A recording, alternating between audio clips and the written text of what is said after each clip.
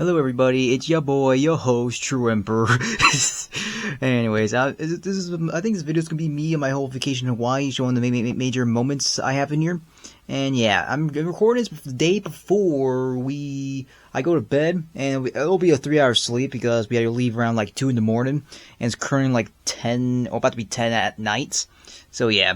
So I'm gonna record here, and I'm not gonna. I may not record, but while we're leaving, because we'll be in a major rush around 1 in the morning, and we have to be on the road by 2, and we gotta get in plane by 6 as well. So yeah. So I will look like hammered shit if I try to record late early in the morning, 1 a.m. when I immediately wake up in like 3 hours. So yeah, I'm gonna see you guys in the plane trip here, there, or probably on the waiting room while we're waiting. Alright, I'll see you guys there, and in a bit. Well, I'm currently running on 3 hours of sleep and watched 28 Weeks Later, and turns out, the sleep deprivation is, 28 Weeks Later is more trippy than sleep deprivation itself, because that movie is freaking weird for some reason. And I've seen so many male dongs in that movie I've ever seen in every single film I've ever seen in my entire life. Yeah, and we're about to land in Dallas, and it's just a quick, like, 3-ish hour flight, I assume. So yeah, and I'm currently haven't gotten any nap yet, so I may not be that well coordinated as I thought I would. So yeah, for the next flight, I use my Steam Deck. On the rest of the flight, I might take a nap at the beginning of it, but no, I don't know. I'm probably gonna show my lunch later on, so see you on my next flight to Hawaii, which will take around like 16 hours, I believe, for the entire flight. So I'll see you there, everybody. So the last thing I described, 28 years later, I actually said 28 weeks later, I realized I made that mistake there, so don't flame me in the comments. So we're currently at 36 minutes away from Honolulu right now, and it was a 7-hour flight as well, and we got a pretty comfortable seat. I was watching the ballerina John Wick as well, and the movie The Weapons. Pretty good movie so far. I ain't gonna finish the John Wick ballerina movie yet because it's 36 minutes away. I'm 30 minutes into the movie, and my Steam Deck's out of battery because I played through its entire length while on the flight as well. So yeah, that'll be a thing. So I'll see you all in Hawaii, and I'll tell you how the air smells because of the humidity. I'm at the hotel restaurant, which is called Biba's Courtyard Grill, and the food I am planning on having today for the first meal in Hawaii is, for my appetizers, French onion bratini, rich beef sherry broth, sweet onions, and Swiss cheese broiled to golden perfection. And my other plan for my main course is guava glazed barbecue baby back ribs with chicken tenders. Off the bone, baby back ribs, crispy chicken tenders, with Hawaiian spices, finished with guava infused barbecue sauce, and served with steak fries. I'm going to try it out and tell you how it tastes. This is my French onion soup. I'm going to eat it. Oh, he wants a steak. Yeah.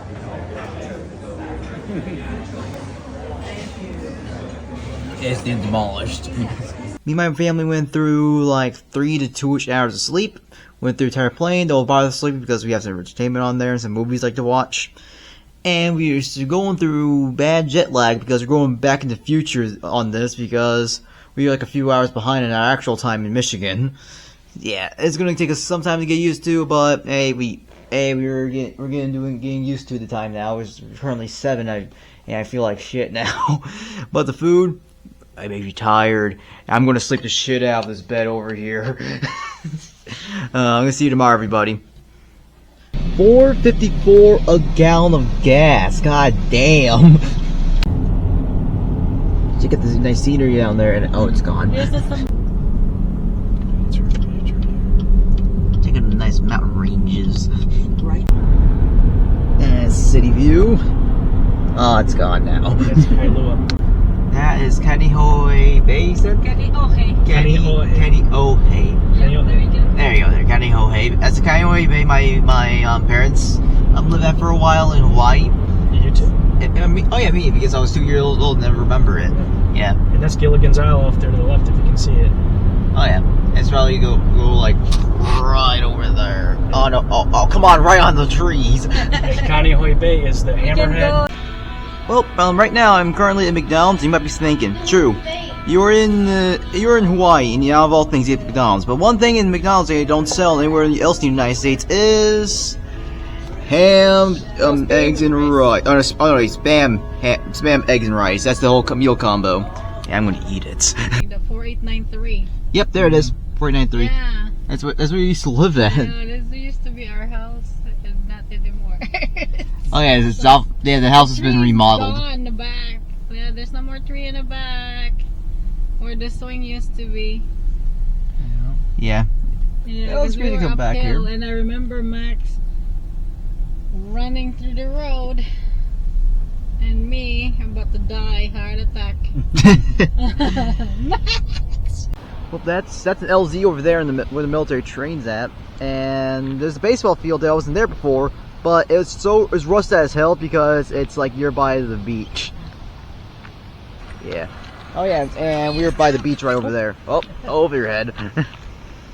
Yeah, I'm gonna take we're gonna take a nice little walk around there. We'll show you the view.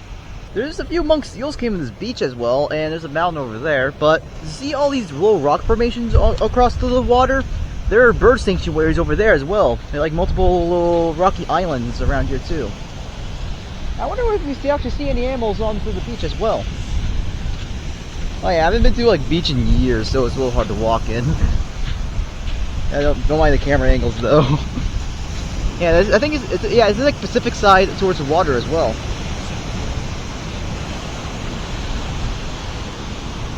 I didn't see any wildlife here, I'm guessing.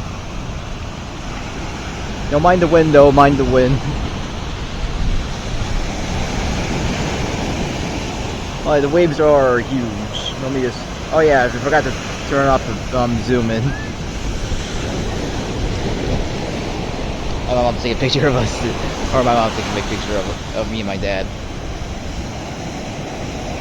There's some rocks there as well. Careful not to drop this because it's gonna be utterly destroyed. Yeah, probably the boom mic might be completely destroyed if we got sand in it. Let's get a little closer. Yeah, I think it's close enough.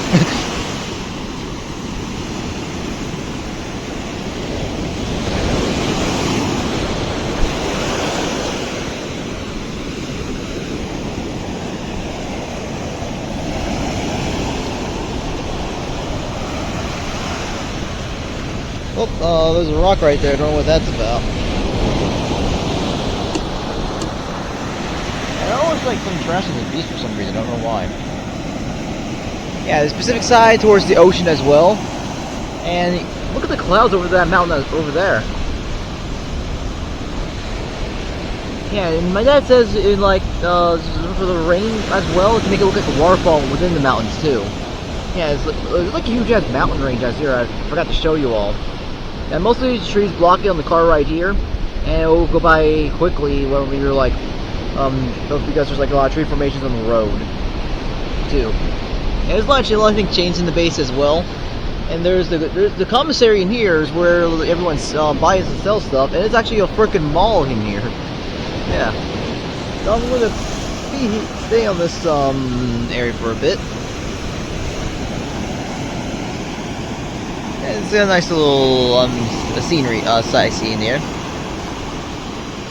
So mind the wind. Don't mind the wind because yeah, I can't control the wind. I ain't the active guy. So one thing about my dad in the military is that he can't really enjoy the beach. It's going high.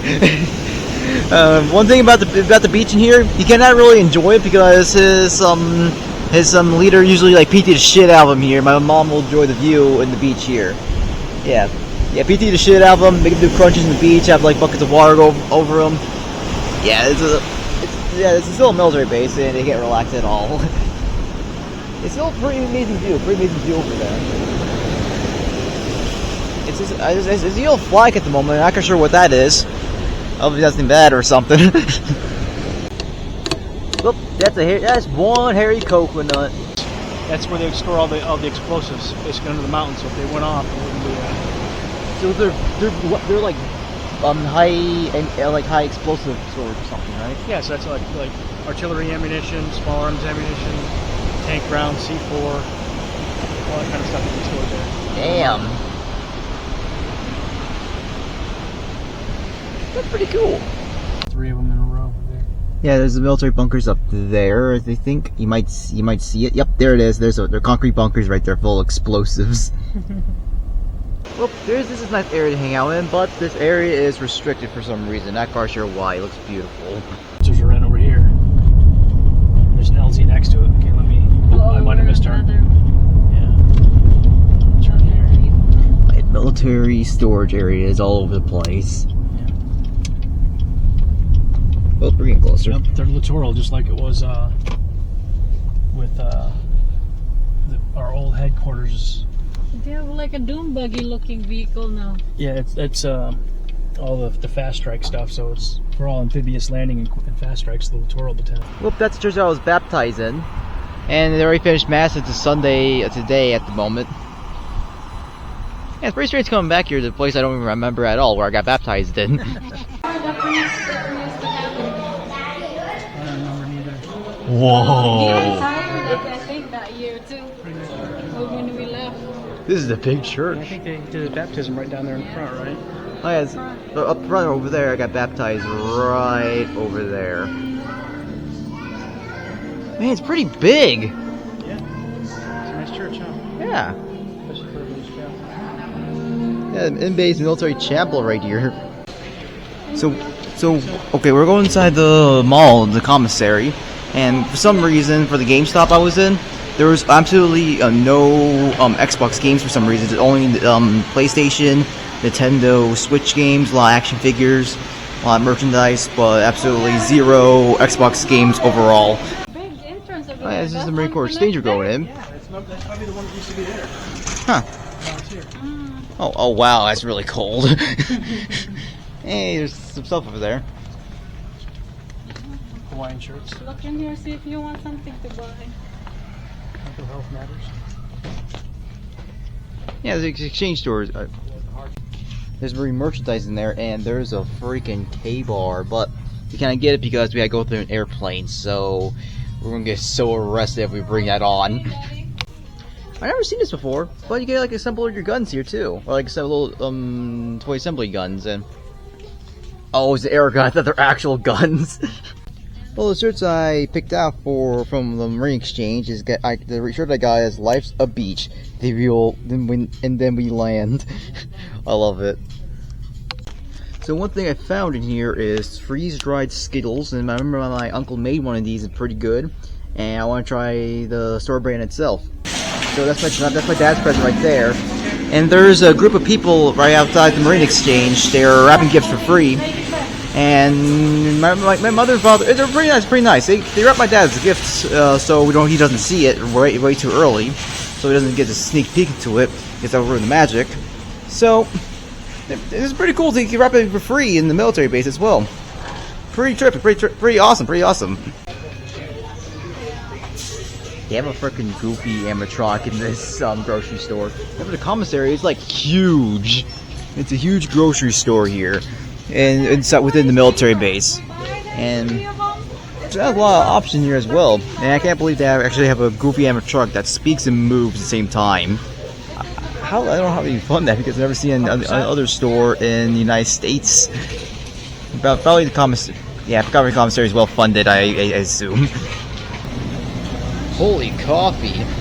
I got a Fanta and some pizza Pringles because screw Coke because they use AI for their ads. I know Fanta's owned by Fanta's owned by Coke, but still making a statement of not buying Coke product. Iraq almost overshot the runway. Overshot the runway where you came up from Iraq. To the left. It's the C-130s down there apart. C-130? Where? Right there to the left. There it is. The C-130s. Okay, oh, there's a Marine there. We're driving right across the runway. It's like next to the actual road. Well, we're going to a beach where the riptide's so bad it killed a few people. Yeah, riptide's in current. I'm gonna walk there and show you the entire beach real quick. Well, we're at the beach right now, and there's a big island. There's like a big mountain right there, and one thing over there, I have no idea what even that is. Probably like some sort of military experience. I'll get killed whenever the video's released or something. I'm not sure. Oh no. I don't know if let me take a picture. So, yeah, it's for like it's high stakes like surfing, I believe, because if you mess up or like if you go way too deep, Riptide will take you out and it will actually kill you because it's very powerful. Take a look at the entire beach right here. It looks pretty lovely. It looks pretty lovely. Yeah, I got like a nice little formation right over there on that mountain. It's pretty nice. Oh, look at it go! Look at it go! Oh, he's gone. Oh no, he's still going. He's still going. Yeah, those look like really powerful waves as well.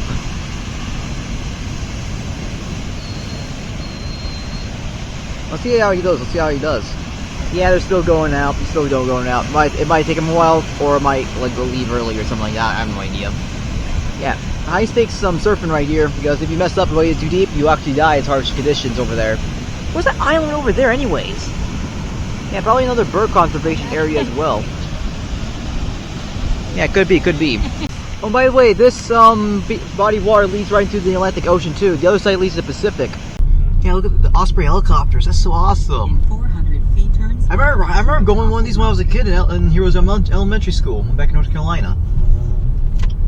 This is Kaneohe Bay, and it's the military base the military base is based off. Pretty nice bay, amazing bay. It looks beautiful.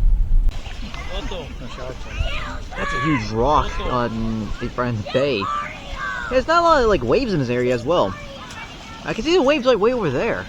Yeah, there's a sandbar out there, buddy. That's what makes it so gentle in here. Really? It breaks up, so it's real gentle. That's cool. So there's a sandbar up there, stopping all the waves from getting over here. That's awesome. When it goes low tide, you can actually walk on that sandbar. Really? That's awesome. I want to go. I want to try that. Yeah, we used to have. Oh my god, that's a really cool mountain range right over there. We used to have fires on this beach. Yeah, that's. You want to feel it? I'm going near the bay. I'm going near the bay.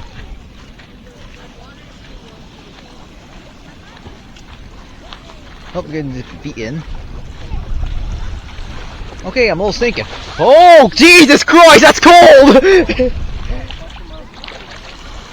goes your shoe, Mama. Oh, shoot! There's your grass. Back up. The water wants you, Mom. The water wants you. So what?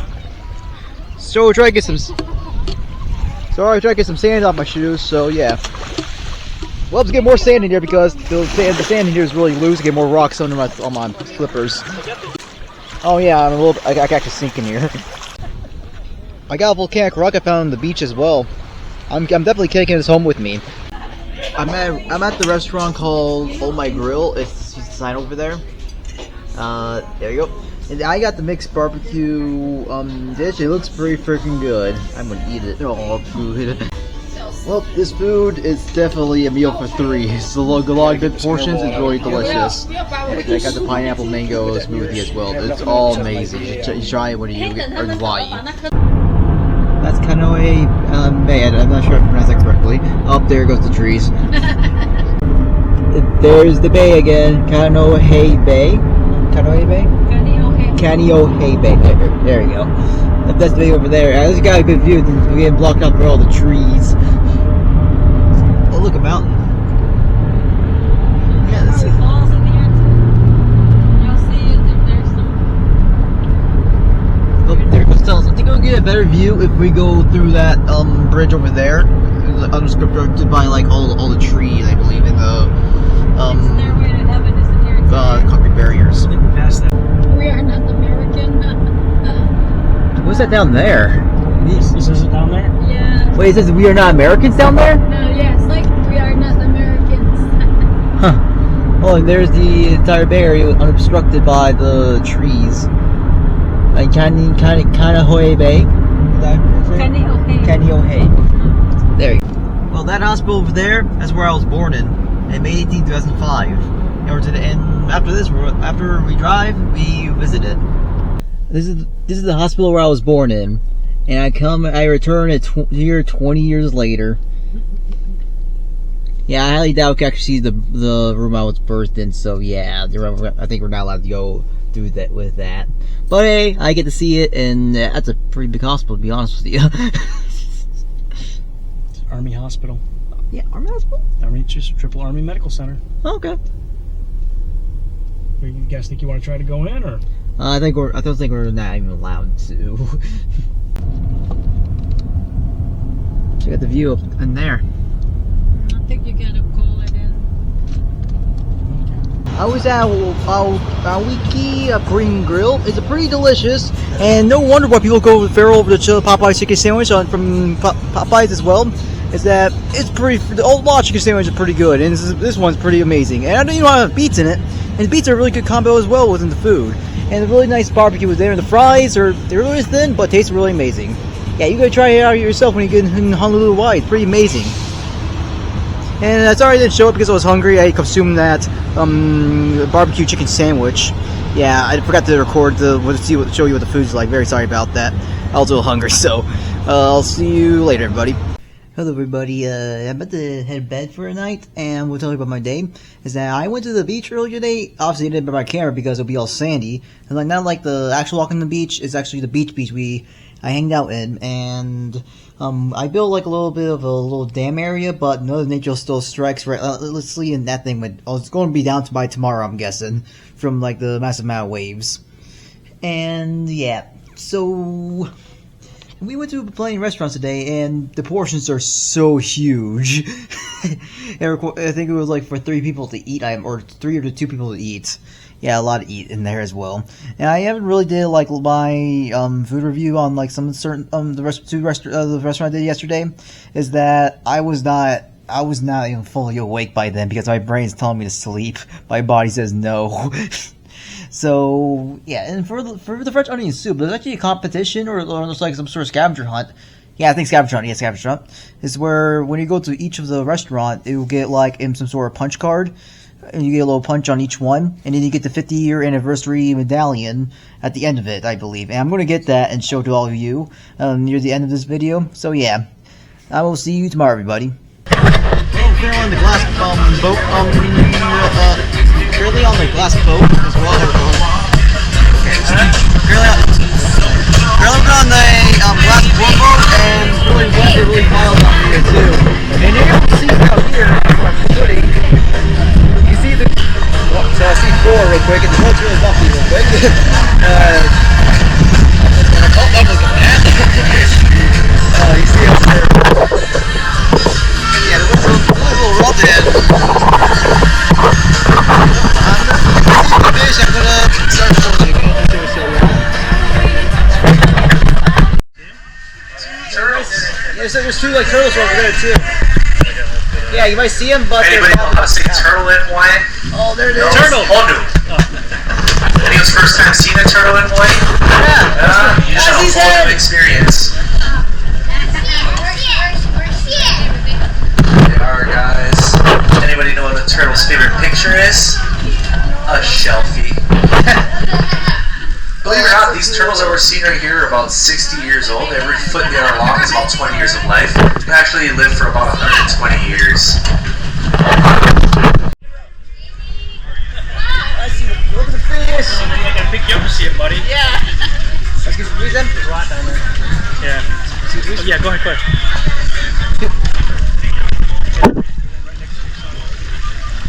Yeah, here, you come over here. Yeah, no, it's okay, I can see.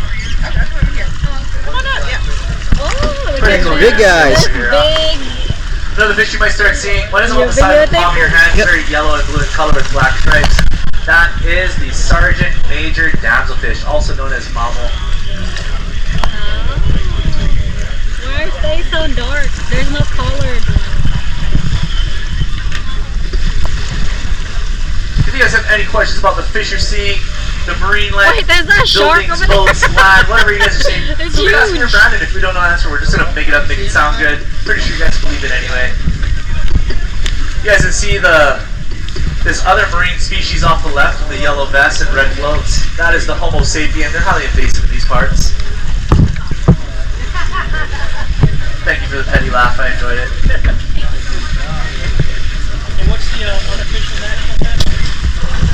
Our state fish? Yeah. That's official state fish, by the way. It is now, they changed it. It's always been. Or maybe not as experienced in the water. So Cool. this thing is on a drive when you're here on the island. It's super shallow in there.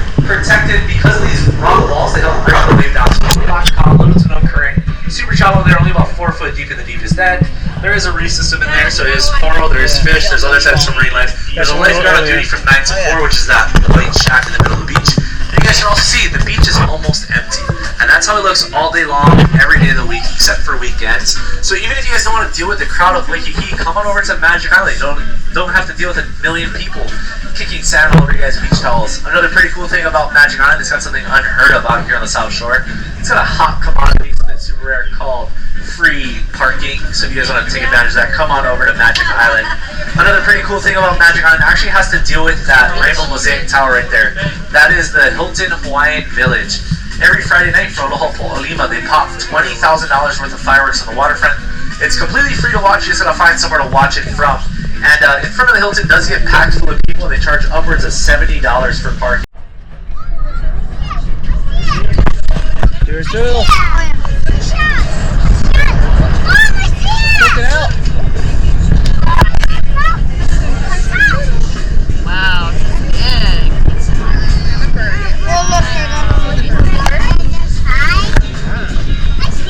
Turtles in the water. Stand up. Yeah, no, stand up.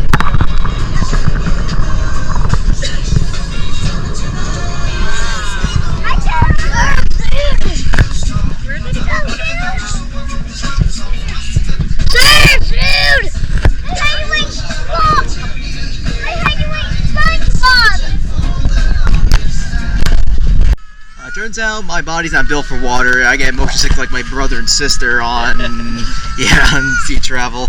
So I think boats are not for me. In my opinion, I think. Yeah. Water right now. You're on.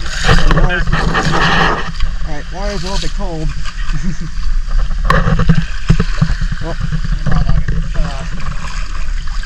Oh boy. Oh boy. I'm going scuba diving, and I'll show you underwater as well on my trip down here. Yep, the entirety of the length of this will be underwater. I got around 40% battery left, and my legs are getting right cold now.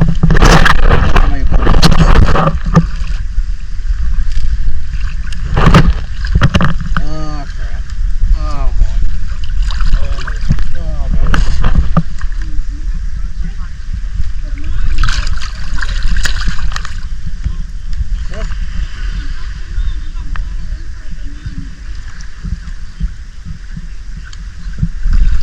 Alright, doing water.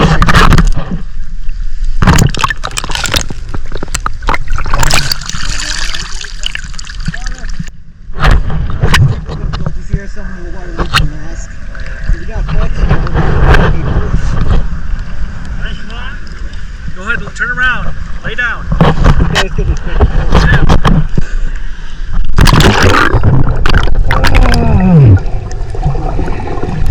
That's really fucking cold.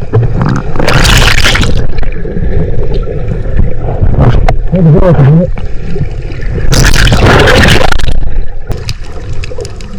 Oh my god, really cold. Oh, it's huge. Look how close I got it right there.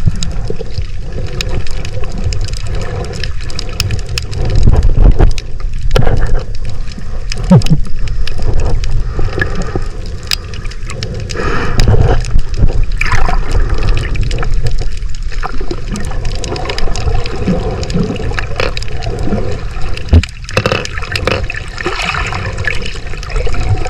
fish! I see fish!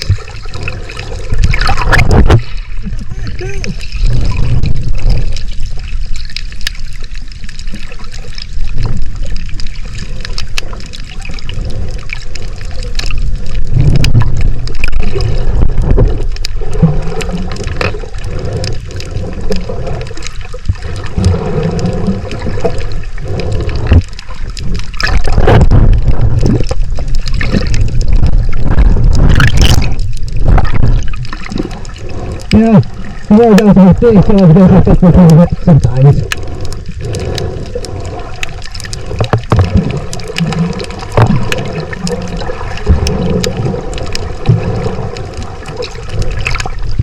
I'm supposed to see the wall over there.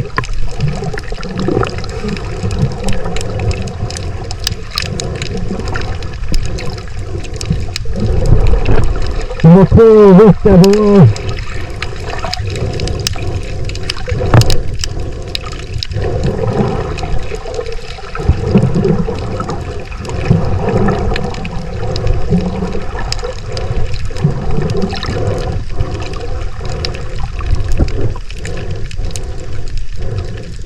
A good place to the rock wall as well.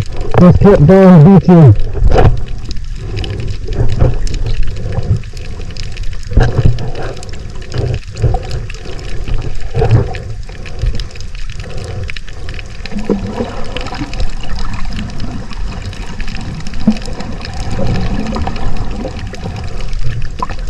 Yeah.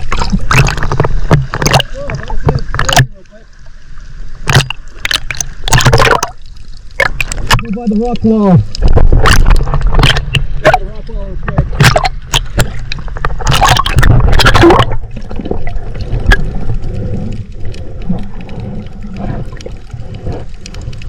I see him. I see the rock wall. Oh, rock wall. Yeah, this is rock wall. Oh, oh, it's a barrel. That's a fossilized one.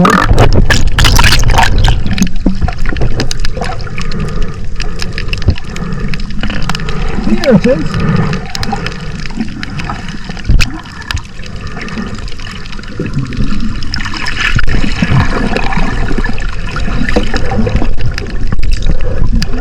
Yep.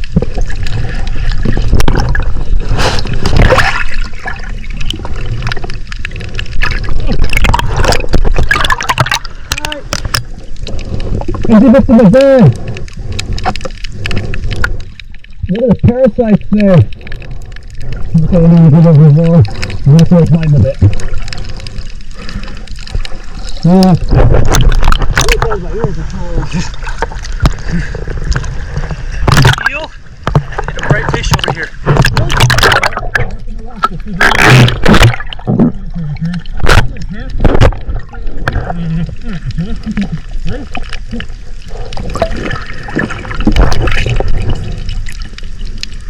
Okay, eel lamp.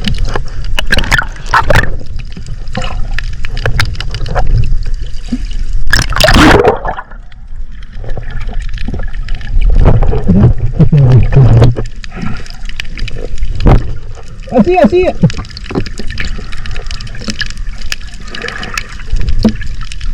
My fish, cool!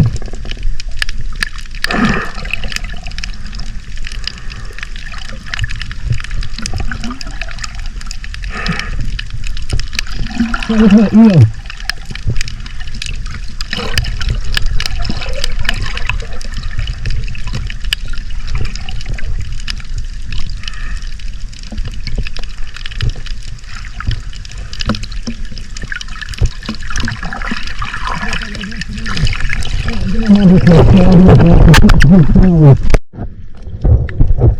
Good.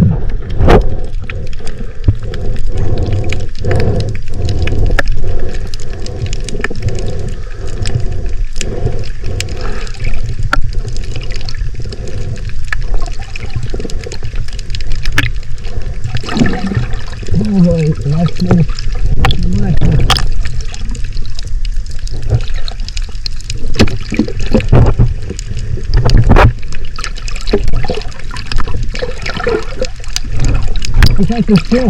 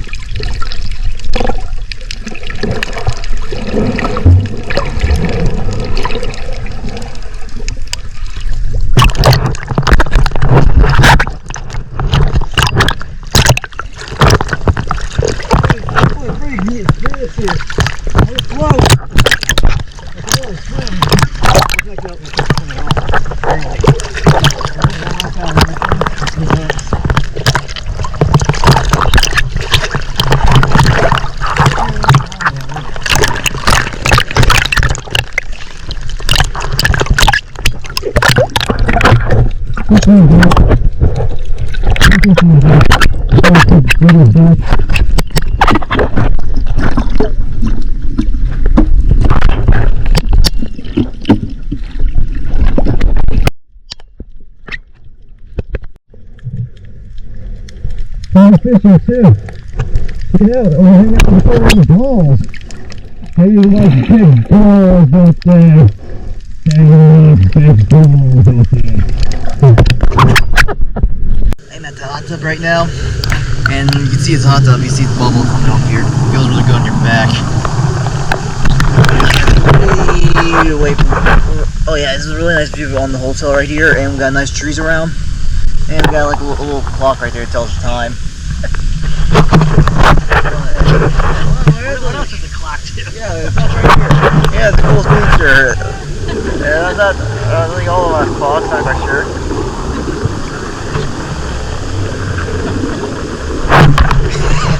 Oh yeah, I think that glass boat got me a little bit because it made me a little nauseous. Oh yeah, we're gonna chill out for a bit before dinner. I think. I'm not sure. I don't know if that's next. But yeah, I love the hot tub. Pretty amazing. Check out this Christmas tree. It's awesome. Oh yeah, I'm in Honolulu right now, and it's pretty cool to have the tiki torches all like all over like instead of street lights too.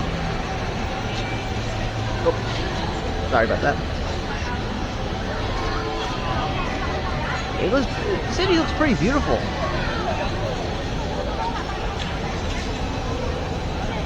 I do love the Christmas decorations here too. A lot of nice lighting. I love the lighting on this. I got some shaved ice. It looks pretty delicious. I got the Hawaiian rainbow. It's a pretty good. I got the Hawaiian rainbow. It looks pretty good. I'm gonna try it out before it all melts. I tried some shaved ice. It was actually pretty amazing. And like near the core of it, it's like vanilla ice cream or some sort of ice cream flavor. I'm not quite sure what it is. Coconut or vanilla. I'm not quite sure, but it's really delicious. Yeah, I consumed the whole thing, and it's a whole lot. I'm surprised I didn't get that bad of a brain freeze for some reason because I was eating like so fast as well. It's definitely a 10 out of 10 dessert. Definitely 10 out of 10. Wait, I think I didn't have any dinner yet. Yeah, I think so. So yeah, the pretty amazing shaved ice. You should try shaved ice sometimes when you're in Hawaii, or try it yourself. Yeah, shaved ice is pretty amazing. We are currently at the International Marketplace in Honolulu, Hawaii. And it was right next to a Rolex store. I will show you what's inside real quick.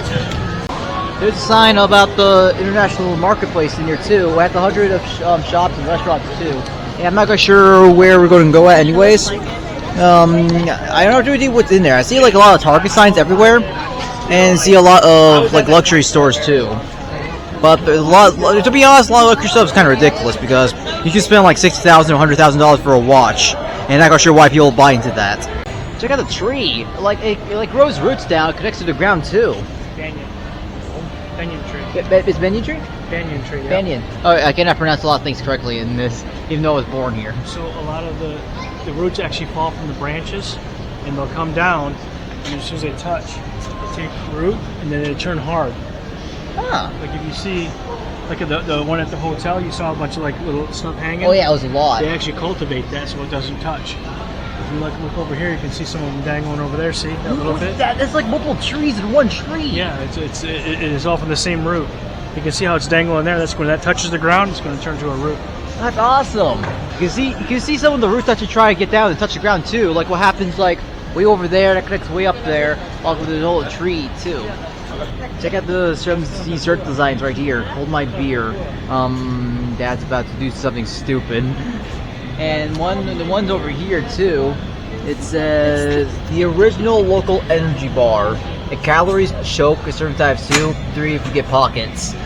Some of the t-shirts cost like $40 for a singular one for some reason. I'm not quite sure why. It's like printed on like a white t-shirt. And here it says Don's Treehouse, the opening dagger bar in the Bazaar building in 1956 market that was the Waikiki Village. Don Beach, mastermind behind the village of developments, the living worker treehouse, the iconic banana tree became a local focal point from the growth of Waikiki Village and eventual international marketplace. Oh, this is what we're in currently. This is like the original. Yeah, it's like the treehouse back then. That's pretty cool. This is the treehouse that it's referencing to. We're going to the eating house, which is this by Roy Yamachi, is established in 1849. Not quite sure going there or not, but let's see. We're looking for more options, but this one's so by far is the winner at the moment still. There's not a lot of things my parents like to eat at the moment. They don't like the menu choices, including the one I looked at earlier. But I will still share the food I'm going to eat, get my general opinion. And you should try some restaurants as well, in your own opinion. Because a lot of these restaurants, sometimes try their damnedest to make it the best food ever. So always keep trying some of the restaurants you generally like on their menu as well. I gotta pay attention while I'm walking because I'm walking and recording at the same time. Yeah. So we're gonna find a food that we like and we have no rush at all. We're gonna find one that reach our general interest. So I will be right back. We didn't find anything that we like eating in the international market at the moment. There's a lot of seafood. In my opinion, I don't like seafood that much. Yeah, I think there's a lot of seafood options in a lot of the stores here. And there's a Tesla robot. Is that a freaking robot?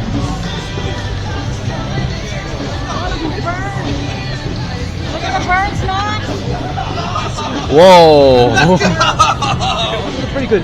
I told you, one foot in front of the other. It was a pretty neat bird. That's pretty awesome. For my tonight's dinner, I'll be eating at the Hard Rock Cafe. I haven't eaten there since I was like a very young man, a very young boy, in my early teen years, I believe. Oh yeah, the Hard Rock Cafe is still after my mom, so we're not gonna eat there. But I like the vibe though. But music could be a little loud for a lot of people as well. So yeah, we're going to search for another restaurant to eat at. In order to pronounce that one, actually, Mora. Oh no. No. All right. Yeah, false alarm, false alarm. Check the store out. It looks like a magic store here. Yeah, it's 100% definitely a magic store. Look at all the stuff they added to it. Like the painting base move by themselves. And a lot of stuff move by themselves as well. Even the shoes. It's pretty cool. We're currently into a food court right now. Let's see what food we're going to get. So I can make sure all my mic's on as well. So we're going to see what we're going to get real quick. And I'll show all of you. And of course, we're going to eat tonight still. We're at a place called Noodle Street. It's got a lot of Asian food in here too. Look at options at the moment. I'll show you in a bit. Still, not sure where eat still. Still. We're at a restaurant called Barbecue Chicken. We're planning on eating here right now. And that's what we got. Oh, there's got spicy scale onto it. I'll see what I get. The food I picked is the golden fried chicken sandwich for my meal tonight. I'll show you what it looks like. I got my chicken sandwich and my honey garlic fries. I know it's gonna be delicious, and it smells delicious as well. And some of the honey is leaking out. So yeah, I'm gonna enjoy this. So the chicken sandwich, instead of like the sauce for like its sandwich, it's like full with honey. It's pretty delicious. Along with the fries, honey garlic, it's pretty amazing. Yeah, it's 10 out of 10 meal, 10 out of 10. It's pretty amazing. Today is really good. I went snorkeling for the first time, and for the snorkeling, the cold water gets to your ears or hurts your ears a whole lot when you look down. But I got really good footage for you to see while I'm going snorkeling. And it's way better than the glass boat floor experience. It's barely seen in glass, and the tour guide's kind of a dick, to be honest. It's still pretty amazing day. I love the snorkeling. It's pretty amazing. I see a lot of good coral down there, all the cool fishes too. And we're going to try and look for another area to scuba dive as well. Yeah, today's been pretty good. We walked a whole lot down the street as well. You can see where the tourist section ends and like the regular section ends. See like a whole bunch of Christmas lights all the way down the street, and it just ends. Just ends automatically. And one of the funniest part is that we were into like a high popular area and there's so many tourists, but out of all places, there's some tourists hanging around at a Burger King for some reason. Like, you go halfway across the world and suffers from severe jet lag, and all you want to go is Burger King for some reason. Not quite sure why. I don't judge them. That's the biggest question ever. So yeah, today's been really good, and I'll see you all tomorrow. These are Native Hawaiian statues I heard about on the Hilton Hawaiian Village. Underneath the statue, there's some fish in here too. It's a koi pond. Look at that big one over there. Look at the big guy. Yeah, we're near by the statue. I didn't know it was the fish. Yep, I do now because look at that big guy. How did the world get that big? I'm playing, me and my family playing IHOP for breakfast today. I never had IHOP before, but I'm not quite sure how it tastes like. I'm going to show you what I eat for breakfast today. We changed our minds. We're going to somewhere else for breakfast. I think we're going to McDonald's for that spam, egg, and rice combo. There's a restaurant literally called Gangnam Style for some reason. Not quite sure why. For breakfast today, I am getting the bacon. For breakfast I'm getting today is the spam, eggs, and rice, and I'm going to get hash browns in a bit. I'll show you all later. I have hash browns and my spam, eggs, and rice for breakfast. Okay, that's playing right here.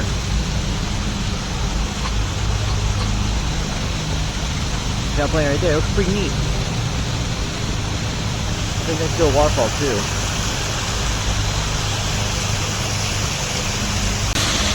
Look at fishies over here. See how close we actually get to the birds. This is the Deuce statue we stopped by. We took a little sneak around and we stopped here, and this looks quite beautiful here. That's coastline. Is there a way down the trail? All the way, we'll move a little bit down the trail, get a good look at the shoreline. And I don't really know what's in that big stroller. I don't have no idea what's in it. Probably there's nothing in it, I hope. You're at the shoreline, and there's some surfers going out there as well. And if you think we're gonna snorkel there, hell no, because it's way too rough on us on those. I think it requires advanced snorkelers, I believe, or way too rough for snorkelers. But it's still a pretty nice view, amazing view of the ocean. Oh, let him go. Yeah, I barely learned any jack about surfing. There's a pretty nice tree here too, that my parents take a picture on. A pretty nice good view. Feel free to edit yourself in there for a nice photo. One thing in Hawaii I didn't even know, there is wild chickens around here. They're currently nesting, I believe, but I don't want to get too close, otherwise they'll be pissed off. Yeah, there's one chicken right over there too. If you can see it. Yeah, they're currently nesting here. That's pretty cool. Yeah, best not get close. Yeah, look, they're actually nesting. Oh yeah. Once in my entire life, I've never seen any wild chickens before. Never seen wild chickens. Found the rooster. He is way over there. Best not get near the ladies. You'll get pissed. We are right behind the Diamond Mountain, right? That we can actually see from our hotel. It's pretty cool that they're actually on this big old mountain, very far away from our hotel here on the island. That's Hinama Bay? Mm-hmm. That's cool. There's the bay entrance over there, the water intake. Or outtake, not quite sure. But that's the bay, that definitely is the bay. It looks quite beautiful. Take a nice scenic route. Oh, there goes the tree. There's more of Hinama Bay is too. We gotta like past the tree line and we're about to make a curve away from it.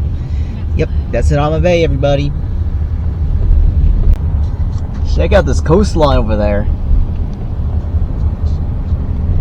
Looks really nice. East coast of what? Oahu. Oahu? Okay. East coast of Oahu. I'm not sure I pronounced Oahu. Oahu. Oahu? O-A-H. Oahu. Oahu. Because I very sorry I butchered that. That's just area do not cross, and I don't want to risk that, like these other two people over there. But look at that coastline still, it looks pretty beautiful. Picture of you, Mama? Check out that coastline over there. Looks very beautiful. You can see body of water way over there too. Look at that. Some people fishing over there. Jeez, that's really risky over there. Wow. What the hell? People are snorkeling down there? Wow. Well, we're planning on trying to go to a snorkeling area down here, so we'll try to go down that path all the way down there, way over there. I'm not quite sure if we try that or not. We may not, may try, because the path could be a little hazardous, I believe. But let's see what we get. A better view on the coastline here too. Yeah, not gonna sure how the snorkeling situation will work, but it's really good. Deep area there, I believe. Yeah, not gonna sure how that works out, but I'll try to see how it works. Yeah, I'm not really good at snorkeling that much. I might bump into a lot of things, but hey, that's me being a beginner.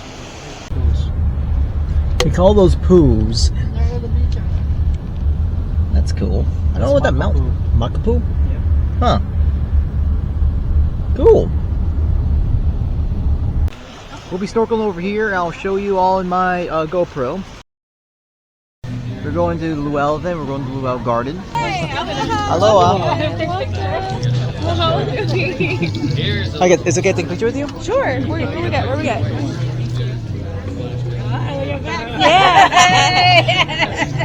Aloha. I love this. I love this already. Well, don't roll up and down, Max. He knows.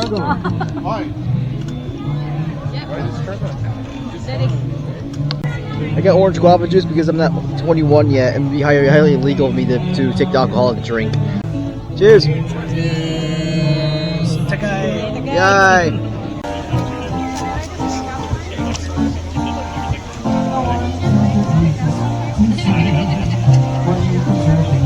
Becky, I'll hold your drink. I'm gonna hand out a bunch of half-baked loaves. Oh, look at your coconut crown. That's pretty awesome.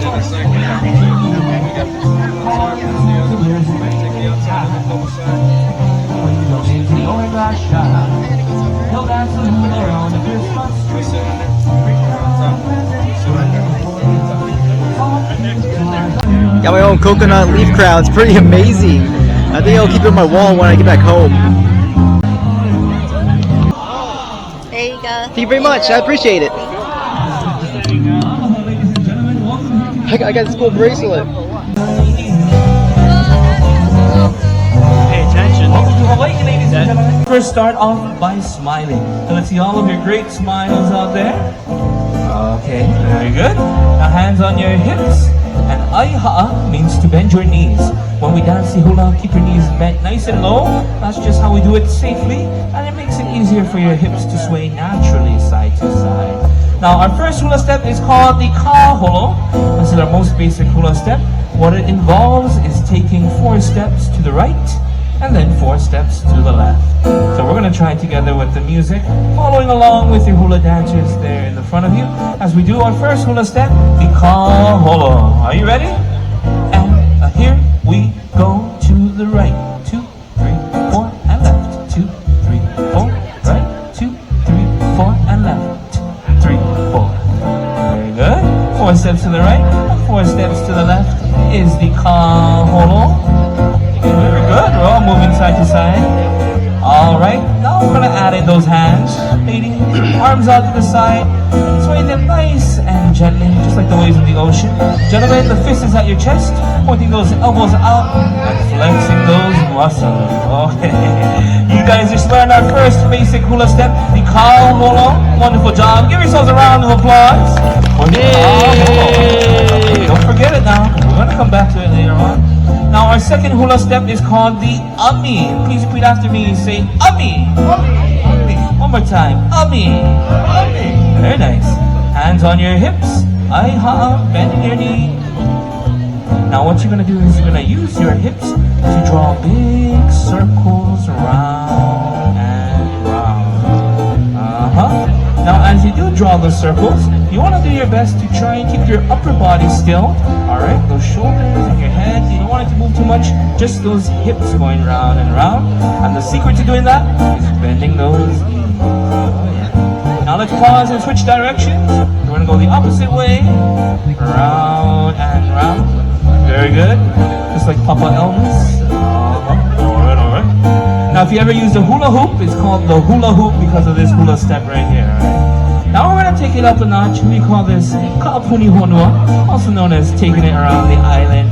Hands up above your head, and we're going to take that ami around in a big circle, turning to the side and then to the back, all the way around the island.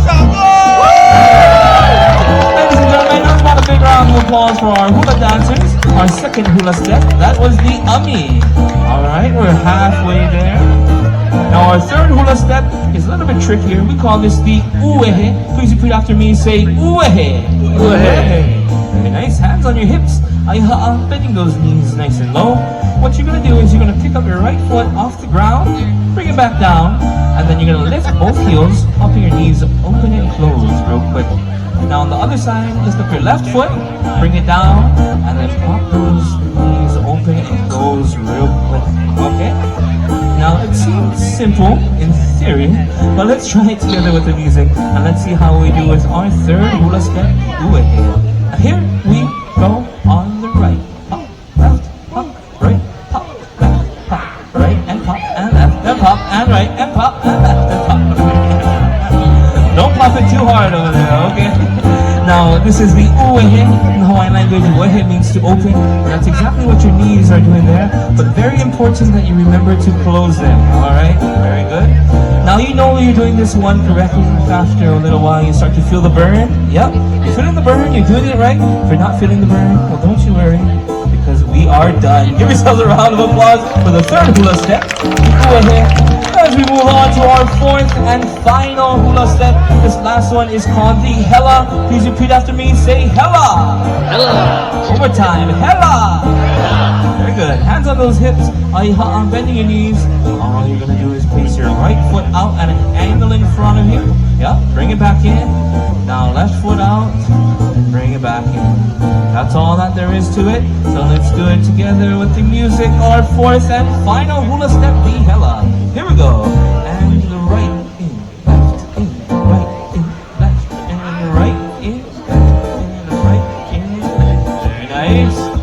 Now as you do this hela, remember to stay at one nice low level. This is the hela, not the hokey pokey. Alright? Now this is our fourth and final hula step. You all are doing a hella wonderful job. So go ahead and give yourselves a great big round of applause for all four of our hula bases. Alright, ladies and gentlemen, don't go anywhere just yet, because now that you've learned the basic, we're going to put it all to use in a song. So follow along with your hula instructors in front of you. Follow along with the words to our song as we all dance a hula together. Here we go with your hula lesson. Put your little hands on your hips, On your hips. and you bend those little knees. Alright, 4 steps to the right, You go hollow to the right, to the left. Now add in those hands. that's how they do the hula. Very nice. Don't forget to smile. Put a little smile on your face, and you wink those sassy eyes. Alright, now big circles with your hips. You hump me to the right, Other side. you hump me to the left. Hold on. That's how they do the Oh hula. yeah. Very nice. Don't be shy. Just let yourself Now follow closely for this next part. Now slap your thighs, clap your hands, hands up, and take it all the way around. Take a little trip around. Make that Now go ahead, pump those knees. We're head to the Other right, side. we're head to the left. Oh. That's how they do the hula. Alright, we're gonna pick it up a bit. Don't be shy. Just let yourself go. Keep it light. Dip and then you glide. Up your side, And pretend up your that hands, you're dancing in hands the up. hula Take it show. all the way around. Take a little trip around the island. Now go ahead, pump those knees. We're head to the right, Other we're side. head to the left. Oh. That's how they do the hula. Now let's do the hela. You hella to the right, Other hella side. to the left. Oh. That's how they do the hula. Oh, get ready for your big ending. Shoulders and down. Congratulations, ladies and gentlemen. You just learned 4 basic hula steps. Put it all together in a song. Now you can go home, teach all of your family and friends all of these basics you learned right here. The Hale Hula. Now, ladies and gentlemen, don't go too far. You guys can do better than that. I said Talofa! Yeah, it's better. My name is Waiuka from the islands of Samoa, and today I'm going to be sharing with you one of the thrilling skills we Polynesian men learned growing up, okay? Now to us Polynesian people, these beautiful coconut trees are known as the tree of life. Everybody say tree of life. One more time. Tree of life. Tree of life. There you go. Now the reason why we call it the tree of life is because of all the different uses these beautiful trees give to us. Like the leaves, for example, we use for our hats, baskets, and mats. And of course those beautiful headbands I was teaching you guys how to make earlier, looking all indigenous. And then we got the coconut, which my cousin will be talking about later in the demonstration. But for now, you guys got me. And I'm going to show you guys how we get these coconuts in the first place, alright? Hey, everybody say hey! Hey! Enthusiasm, please. Hey, everybody say hey! Hey! Hey, everybody say ho! Ho! Hey, everybody say coconut tree! Coconut Very nice. Now you guys might be wondering, how am I supposed to climb this beautiful coconut tree if there's no branches for me to grab onto? The answer to that question is this interesting material I have in my hands here. Everybody, this is called an aofanga. Everybody say aofanga. Aofanga. One more time. Aofanga. Aofanga. There you go. Sound like you guys have been living here all your lives. So you're gonna take your aofanga. First of all, a traditional aofanga is made from the bark of a hibiscus tree. But for today, on my way to work, I stopped by Walmart. I picked up some polyester cotton fiber for 50 cents. This should do the trick, okay? So you're gonna tie a good knot. Make sure it's a good knot because your life depends on it, yeah? Tie a good knot, twist it real tight. Then you're gonna put it on your foot, twist it into a figure 8 shape, twist it around foot number 2. Then you're gonna hop on over to your favorite tree. I'm gonna do this one right here. And then when you're not scared anymore, you're gonna jump up onto the tree trunk, hugging it with your feet, pushing off with your super strong thighs, all the way to the top. You guys wanna see it? Yeah! Yeah, I don't think you guys wanna see it. I said, do you guys wanna see me climb this coconut tree? Yeah! Everybody put your hands together for me just like this. And pray for me. Amen. Alright, ladies and gentlemen, put those hands together for Cousin Waihuka as he gets ready to climb to that very top of the tree. Now, a little thing that you need to know about him is that he likes a lot of encouragement. It's a very strenuous task to get to the very top of the coconut tree. So we're going to need to give him lots of encouragement, ladies and gentlemen. Putting those hands together and making some noise! The faster you guys clap, the faster I'll clap. The louder you guys shout, the higher I'll go. Are you guys ready? No. I said, are you guys ready?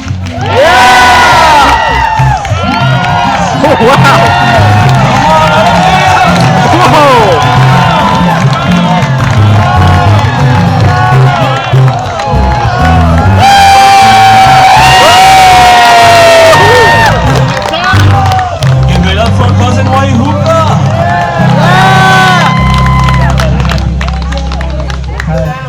It looks like a monkey. Did you guys enjoy No, don't hire. that? Good, because I am not doing that again. As you guys can see, I didn't go all the way to the top. You wanna know why? Don't do that. There's no coconuts up here. I climbed the wrong tree. Make sure there's coconuts on the tree before you climb it, yeah? No need to worry, because what we do in the islands, when you find yourself in this situation, you just jump to another one. Oh. So, Is this actually a for jump? you ladies and gentlemen, friends and family, I'm gonna jump from this beautiful coconut tree. Oh, no. Oh! Coconut tree right here. No, you don't. Yes! Don't You do guys wanna see it. Yes! I said, do you guys want to? Yes! Here we go, ladies and gentlemen. Take out those cameras. He's going to judge the distance, judge the wind direction, jumping from that tree to this tree, pausing in the middle for some pictures. Here we go. On a count of 3, everybody yell out, you can do it. Ready? 1, 2, 3. You can do it! No, I cannot do it. I want to live. Thank you very much. So you jump, you climb the tree, harvest the trees, you harvest the coconuts. Now the hardest part of this entire process is getting back down. Yeah. Especially when you have about 200 people looking at you and you're half naked wearing a skirt. I see you guys pulling out your phones. You guys like what you see? Are you supposed for the calendar? No. This is January. Take those pictures, take those pictures. This is February. One more. This is for Instagram. Oh! Now, make sure you put hashtag #HoloCoreLuau on your post, because I will be searching for myself on social media. Everybody make some noise for the beautiful coconut tree. Tree of life. Cousin Waihuka risking his life to climb up that coconut tree. It's much more difficult coming down the tree using that upper body strength and that little string between his feet. So let's watch him awkwardly till he gets to the very bottom. How's about another great big round of applause for Cousin Waihuka? At this time, I'd like to invite everybody here to please go ahead and stand up, turn around and follow the sound of the conch shell, the poo, the trumpet. like a normal place people do it? A lot of people like to do it on the outside of their Oh, yeah, yeah. Perfect. Ladies and gentlemen, take a quick look Alright, there you around. go. What you think? Oh, which one's that one? This one? Oh, This one's a surfboard. Oh, cool. And what's this one? This is tribal. Ooh, I like the tribal one, please. Tribal, of course. Over here, Mike, so that's the word I like it. I like it my forearm, please. Of Get in course. touch with your Hawaiian roots, man. Yeah. I'm gonna put it right here, okay? What do you think about Okay. that, ladies? Alright. There you go. I appreciate it. Awesome. This looks so cool. Hello, guys. Aloha. Introduce our chefs for this evening. To my left Check is this out. Aloha, and become This is pretty awesome. 2, 3, hop Bye. All right, a round of applause. It's a little hot. All right, ladies and gentlemen, the men are going to take the pu'a around the imu area. Please feel free to take photos or videos.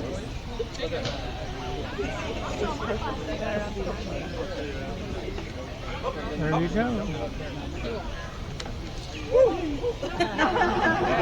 Very hot. Okay, ladies and gentlemen, one last question. Who's hungry? Oh, I want to hear a little more excitement. Who's hungry? All right, perfect. Well, your food is now ready. Please make your way towards the dining room area. Mahalo for it. You got cucumber, vinegar, daikon, and carrots. That's ramen soup. And over here you have cured fish, tomato, and onion. This is called lomi lomi salmon. And that is your pork. Thank you. This is pretty amazing.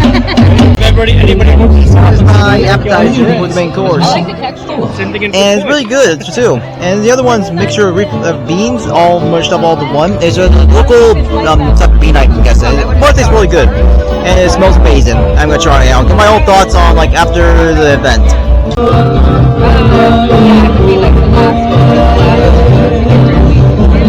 It's pretty delicious. Very delicious.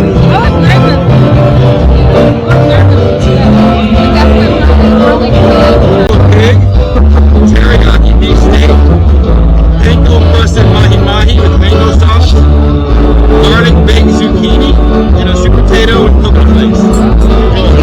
Sweet potato. Oh, it's really good.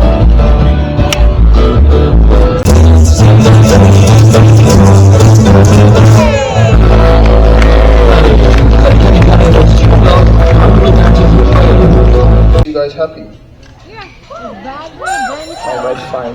Give me a countdown. From 3, 2, 1. You guys are crazy. We do not do that. Alright? We have a very important tool. Nowadays, like I said, we are modern day Polynesians. So we moved on to the machete. And everyone say, ooh. Ooh. Ah. Now this is a very dangerous tool. Whatever you do, do not try it at home. It could bounce back, chop off your ear or your eye. And then you're the one-eye guy. You don't want to be that guy. Okay. Are you guys ready to see this? Yeah. Are you sure? Yeah. Are you positive? 100%. Okay, give me that countdown one more time. Starting from 3, 2, 1. Ooh. Round of applause for the coconut, please.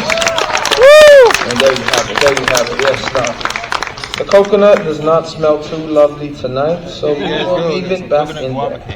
But before it expires, the coconut juice can be very nutritious and very delicious. Lots of electrolytes in there. You could call it the Polynesian Gatorade, only when it's not expired. Now, besides that, you have the meat. Meat you can use to make coconut milk, coconut oil, stuff like that. Until tomorrow, we'll get to it. Once we remove the meat, utilize the shells as well. Ladies, that can use them to make earrings, maybe a necklace. Besides that, cup or a bowl. If you want to get more creative, I changed my mind. I don't want to buy. yeah, elbow pad, baseball cap, shoulder pads, ear muff. Go after it. If you're feeling sick, I might as well, COVID 'cause face it's mask. Want to save some money at Disneyland? Use it for coconut Mickey ears. Okay. And for the hula girls, you already know. Woo! Hey family, if you guys have learned something new tonight, please can you make some noise? Alright. Now family, it's a great time to go ahead, use the restrooms or grab another drink because proudly presents an evening of Polynesian entertainment, a Malu production. Welcome to the Halikoa Luau.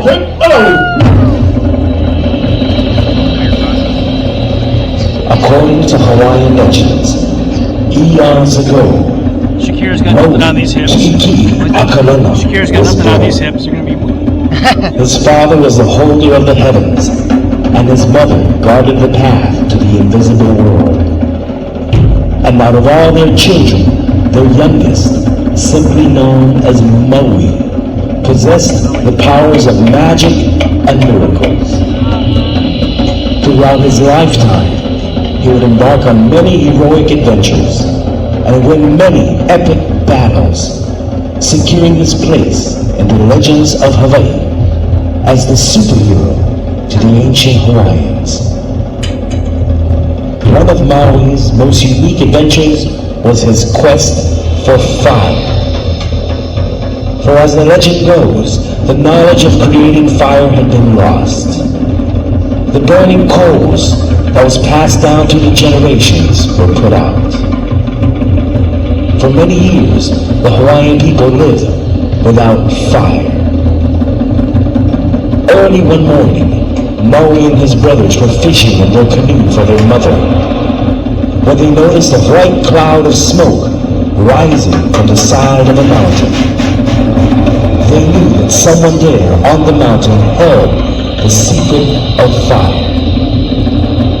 So he and his brothers quickly raced their canoe back to shore. Maui used his speed and strength and climbed the mountain. But when he arrived to the spot, it was too late.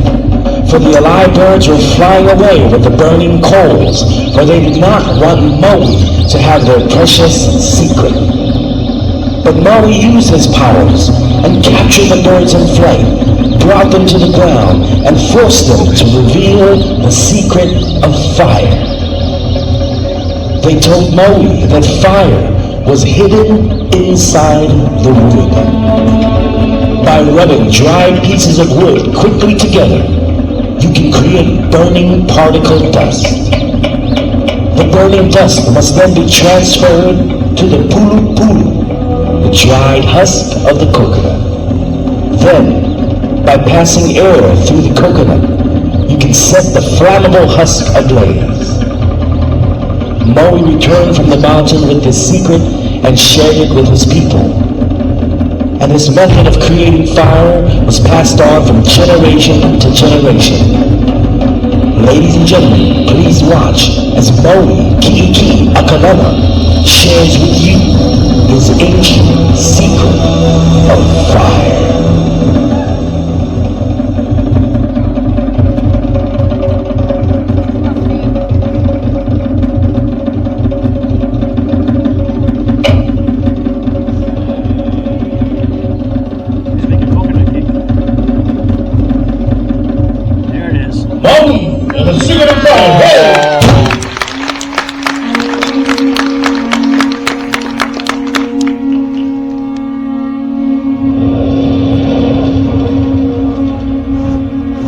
Beautiful element of fire now belongs to Pele, the goddess of the volcano, who was exiled from Tahiti thousands of years ago.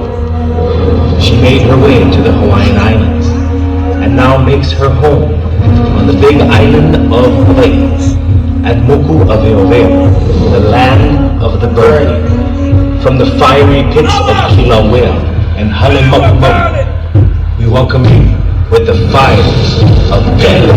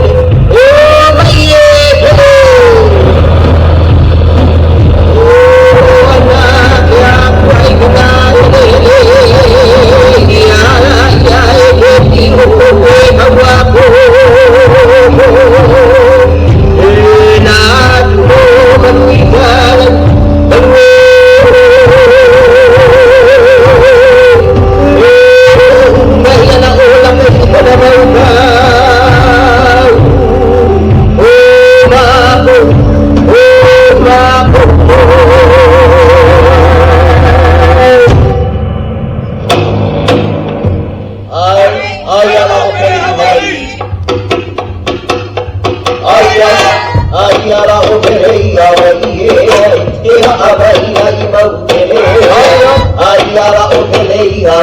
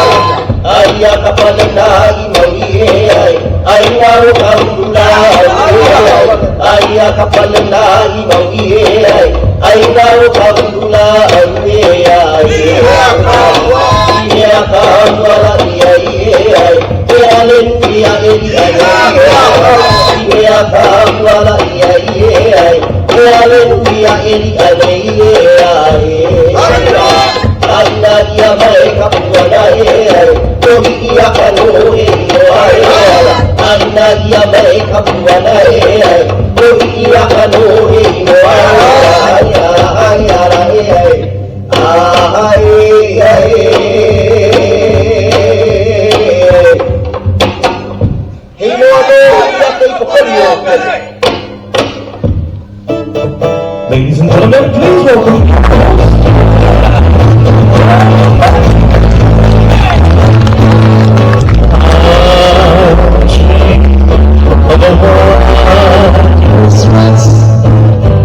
just like the old times to know, when the treetops glisten and children sing to hear sleigh bells snow. I dream of a white Christmas, when the Christmas all around. May your days be merry and bright, and may all your Christmases be white. Welcome to the Honolulu. My name is Evan Harrison. I'll be your host this evening as we take you on a magical tour of Downs and Palm Beach. Tonight we'll be sharing with you the sights and sounds of Downs and Hawaii, Tahiti, New Zealand, and last but not least, Samoa, the most dangerous dance in all bodies born. To find that dance, we'll see that in time. So hold on to your seats as I now introduce you to the beautiful ladies of Hawaii. A dream of a white Christmas, and every Christmas all around. May your days be merry and bright, and may all your Christmases be white. May your days be merry and bright, and may all your Christmases be white.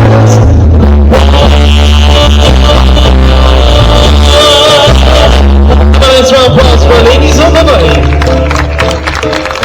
Alright, I can feel a way to start tonight's show that by first thanking all of our waiters, waitresses, cooks, managers, and bartenders. Let's get them all in this.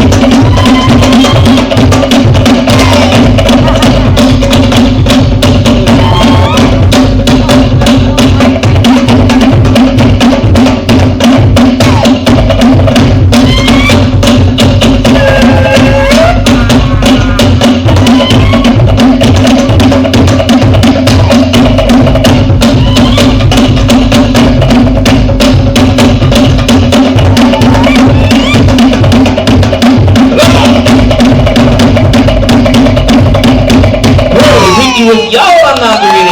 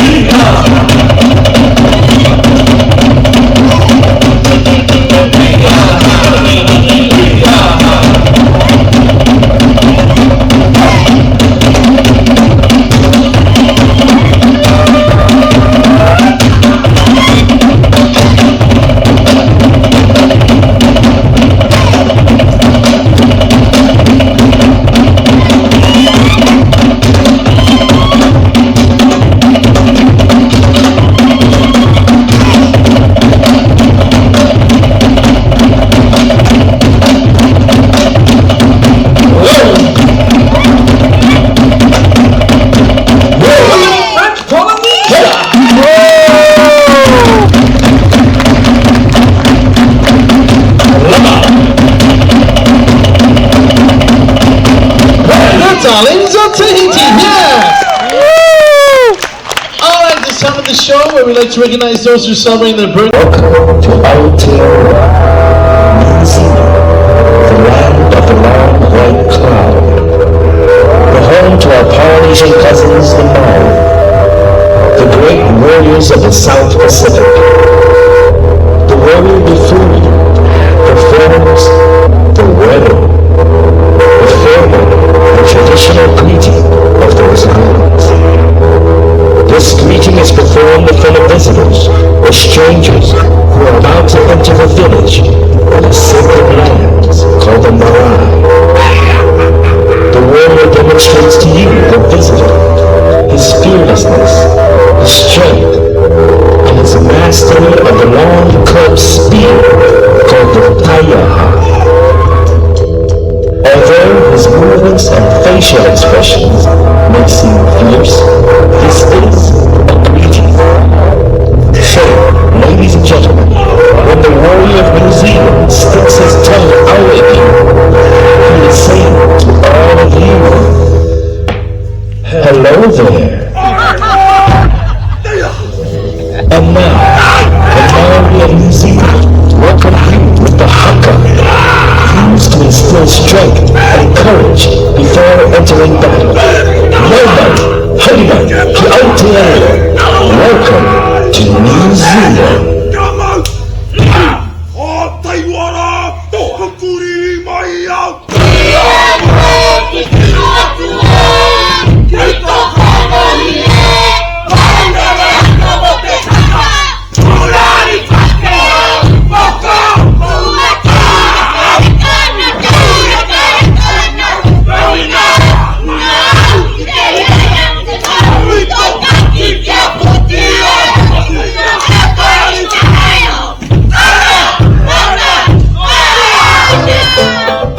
The men of New Zealand demonstrate for you the art of telling.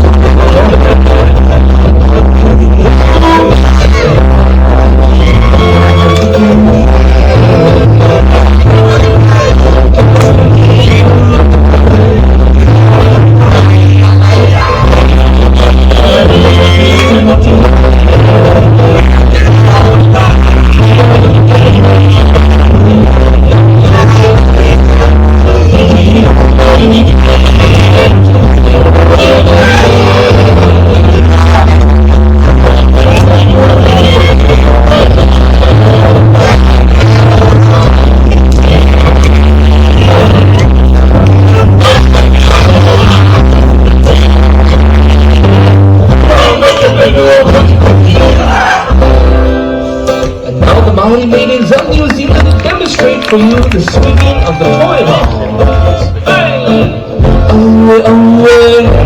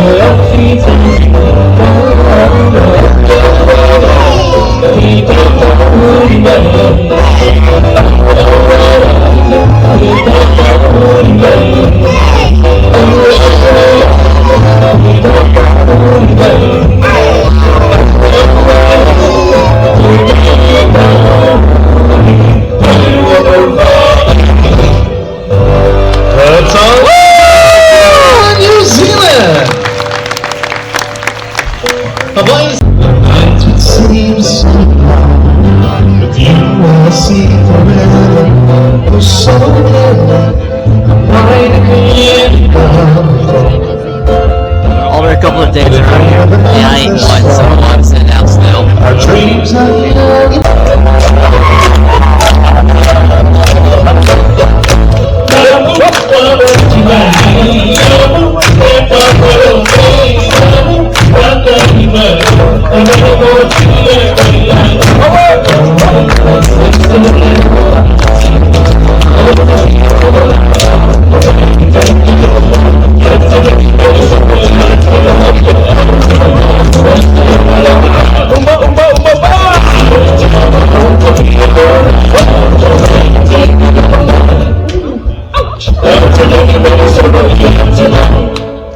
Who did that?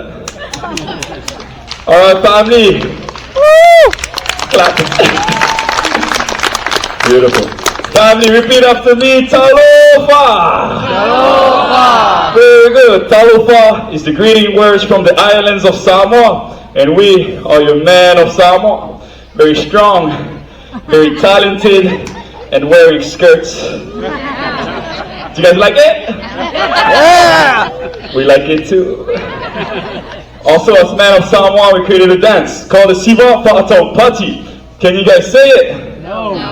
Baby. I appreciate the honesty. Let me help you out. Siva. Siva. Fa'atau. Fa'atau. Pati. Pati. Put it all together. Siva Pati. We'll take it. In English, it means the slap dance. Would you like to see it? Yeah! Not worth it. Come on, family, would you like to see it? Yeah! That's what I'm talking about. Alright, they want to see it? Let's give it to them. So we have 4 boys ready to slap each other to make you happy. Are you happy? Yeah! Are you sure? Yeah! It's gonna hurt. Ready, boys? Too bad. Don't look far. That's not don't far. That's not don't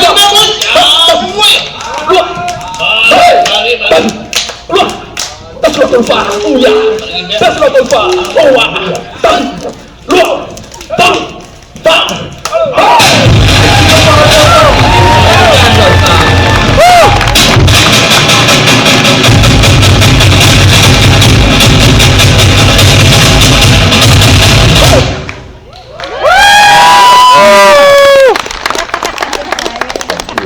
If you're happy and you know it, clap your hands. If you're happy and you know it, clap your hands. Notice how we didn't clap? It hurts. Alright, family. At this time, we're going to bring out the ladies. Would you like to see the ladies? Yeah! How come I only hear the ladies? Is there any man in the crowd? Yeah, got one brave man right there. We got him. How about the rest of the men? Needed to get permission. Alright, okay. I'm gonna ask everybody at this time. Would you like to see the ladies? Yeah! Let's bring them up. Oh, wow! Toya! Chula Chula Spa!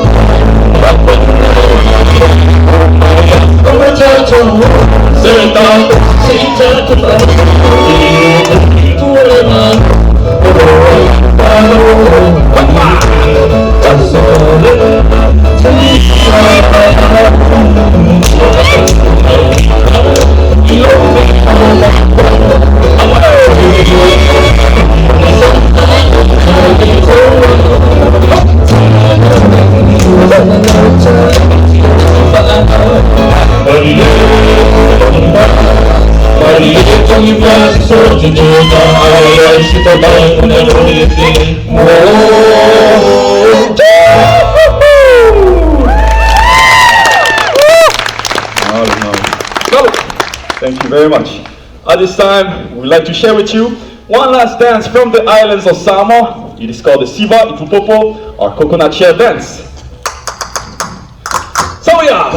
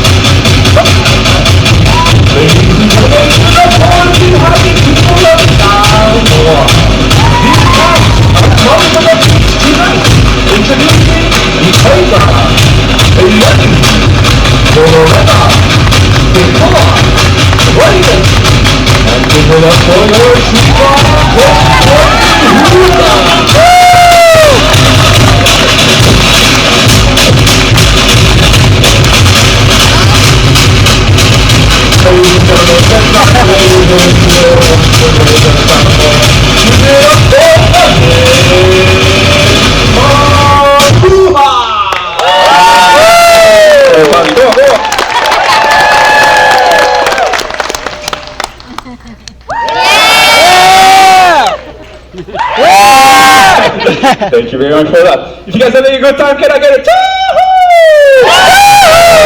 Woo! Alright, family. At this time, I would like to share with you my favorite game from the islands of Samoa, where you do everything that the chief tells you to do. And right now, I am your chief. Alright? My friends, do me a favor. Can you guys put your hands together like this? Whenever I say melee, rub your hands. Melee! Melee! Very good, very good. Now when I say melee, melee, rub your hands faster. Melee! Melee, melee, melee, melee. Is it getting hot? Yep. I'm gonna let you know when I see smoke. Melee, melee, melee, melee. Now when I say party, give me one clap. I didn't say party. Are you ready? Yes. Melee! Pay attention. Party! Party! Party! Party! Melee! Little delay, but it's okay, it's okay. You guys can stop. Very good. So that was a high sounding clap. In Samoa, we also have a low sounding clap called po. Can you guys say po? Po. Get your po, hands up. Cup your hands. Cross. Hit. Okay? Should sound lower. Whenever I say po, give me a po. Po. Po. Po. Po. Party. Party. Party. Party. Po. Po. Po. Po. Party. Party. Party. Party. Very good, very good. Give yourself a hand. Good job. Very good. Beautiful. Family, back in Samoa, we do not have any microphone, okay? It arrived last week. But what we have is a system. Whenever I point up, give me a putty. Whenever I point down, what you guys give me? You got it. Alright? Follow the finger. Wait for it. Hit! Come on, up! Down! Up!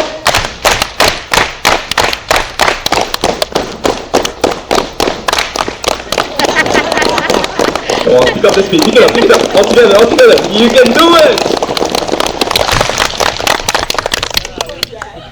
Terrible. Oh gosh. Okay, let's keep going, alright? Follow the finger. We are not done yet. Come on, together. There we go, go. Pick it up, pick it up. Better, come on. Go, go, go, go, go. 99%, come on, we can do it! You got this! Apparently you don't. Alright, family, at this time, I would like to share with you one last famous beat from the islands of Samoa. Involves 2 po, 1 putty. Okay? How many po? 2. How many putty? 1. Follow the finger.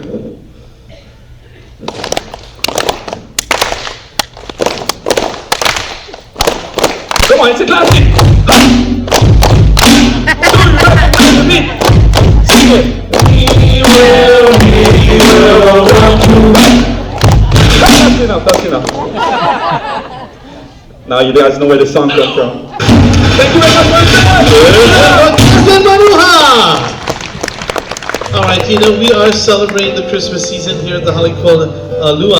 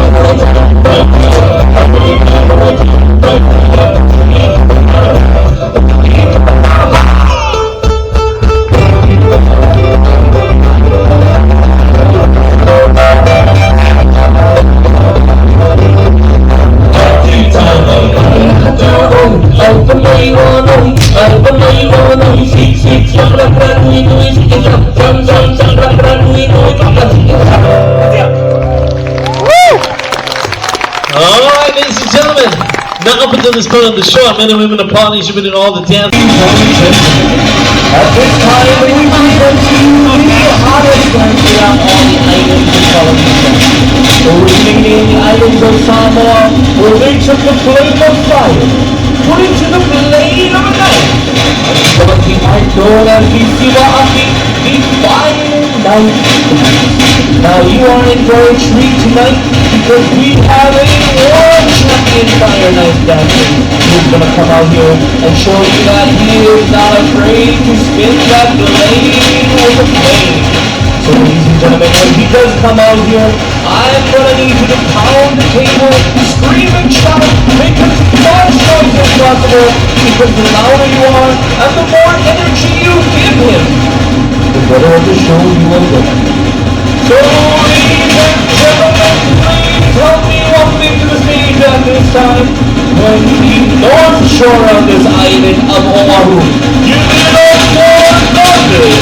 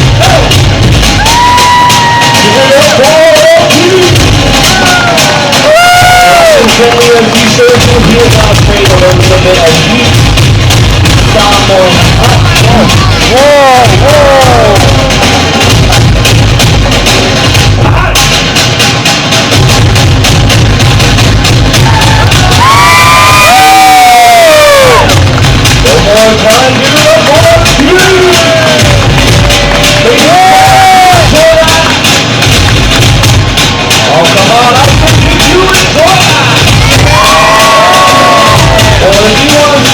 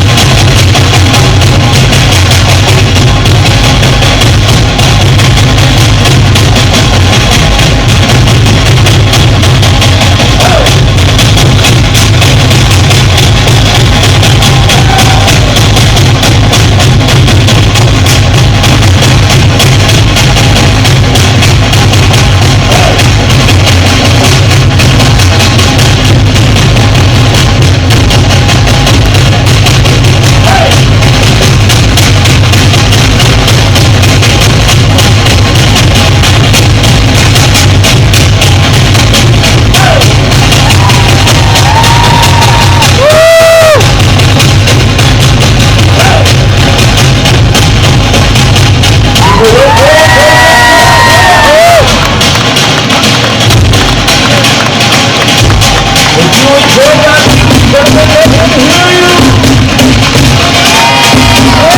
Now let me ask you once again, do you want more? So we're gonna bring it back out because it's a meeting. You got one for 2 days of fire. With both hands together for Honolulu.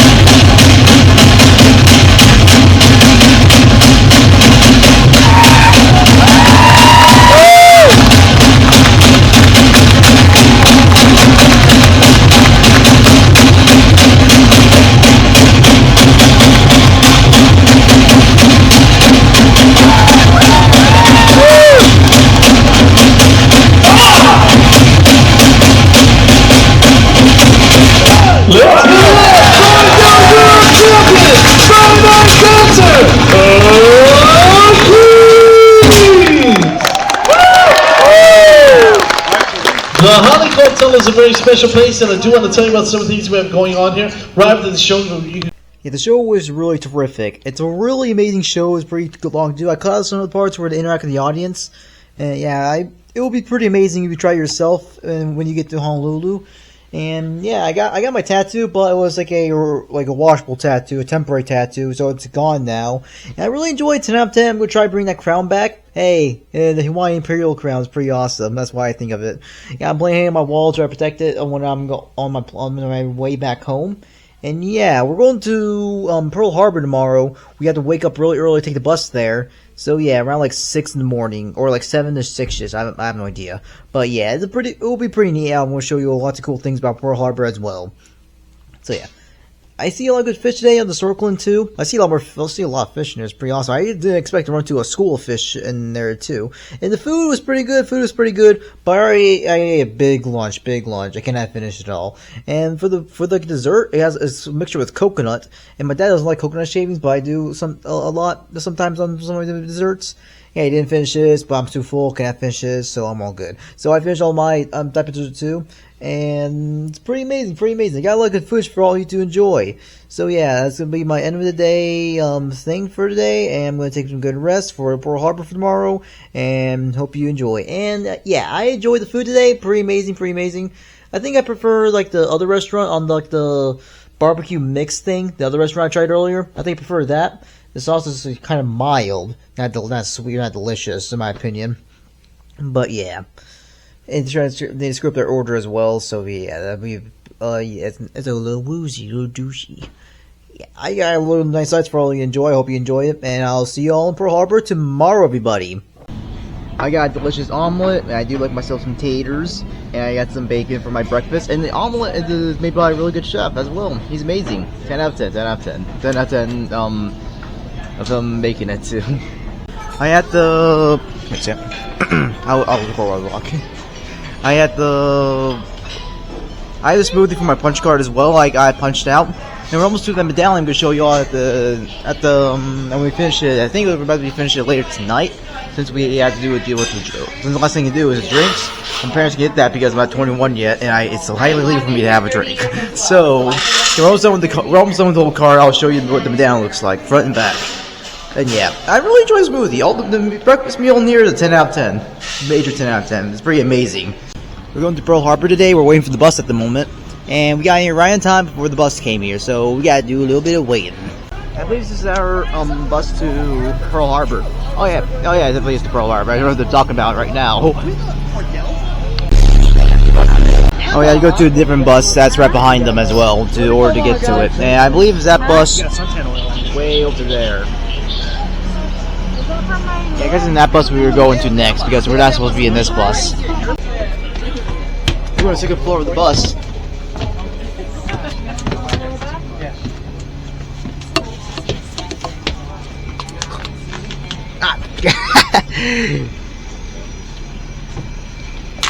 Hit my head in the roof here. Yeah, hit my head in the roof.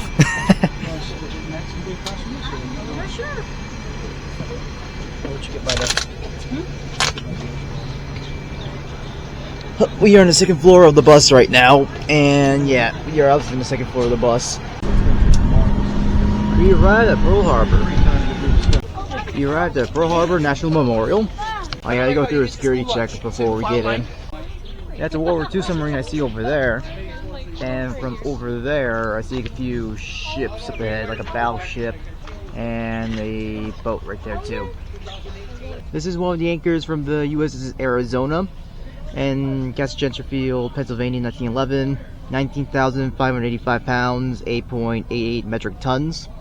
I remember understand honor dedicated to those who made the ultimate sacrifice, December 7th, 1941. We'll never forget. Now this is the Regulus 1 Chance Vault aircraft over here. These are memorial plaques right here representing all the submarines who are in the waterfront memorial.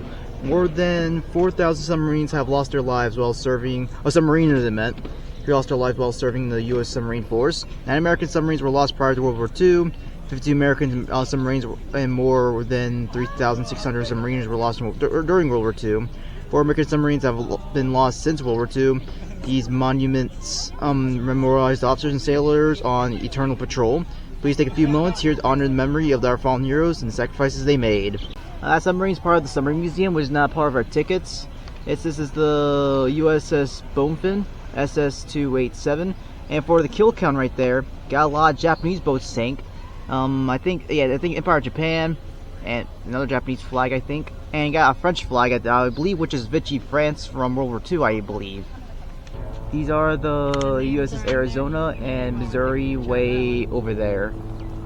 We'll be checking that out later on in the day. So for Pearl Harbor, it's still an active military base. That's why we're not allowed to bring our bags in. So yeah, so I had to turn it to the back storage way up front of the entrance area, because it's still an active military installation, and they will not be pretty happy if you actually bring a bag in here. Well, one thing I got right on this, that was actually a French ship they sunk right there. It was a Vichy French ship they sunk in World War II, not an Italian ship. This one's a memorial to the Marines who perished in Pearl Harbor. I'm going to give a nice look around here.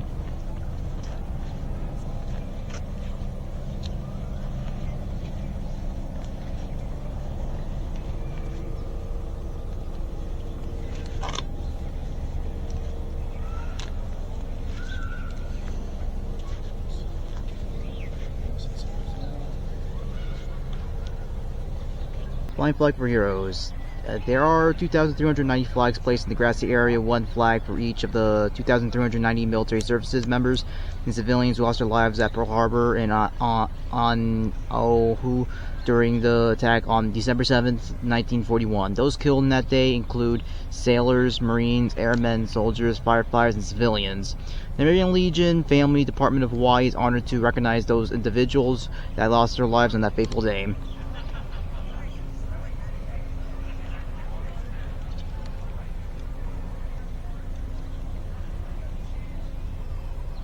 This gift shop actually tax-free. That's pretty awesome. Oh yeah, in the gift shop there's no corn pipe anywhere. I ain't gonna smoke anything. I'm just gonna use for aesthetic styles. But hey, don't sell it here. And the corn pipe I was referencing to, the MacArthur's corn pipe he always have in his mouth in those World War II photos. Having some s'mores ice cream things. I don't know what they call it, but having s'mores ice cream for my snack here. It looks pretty new too. The snacks are a 10 out of 10. It's pretty easy to bite on. Yeah, for ice cream, to be honest. It's pretty easy to bite on. Your teeth don't get frozen when you chew into it. And it's pretty good, pretty amazing. And my mother said it doesn't taste like marshmallows at all. I completely understand why. They don't taste any resemblance of any marshmallows within the s'mores ice cream. Right here shows the island that we are on currently in the accurate of the mountains too. And it shows the entry to Pearl Harbor and Ford Islands right here. Diamond Head and Cocoa Head, all the major points with this island we are on right now. And Barbers Point, yeah, it shows the entirety of the island that we are on currently, and shows the entirety of Pearl Harbor.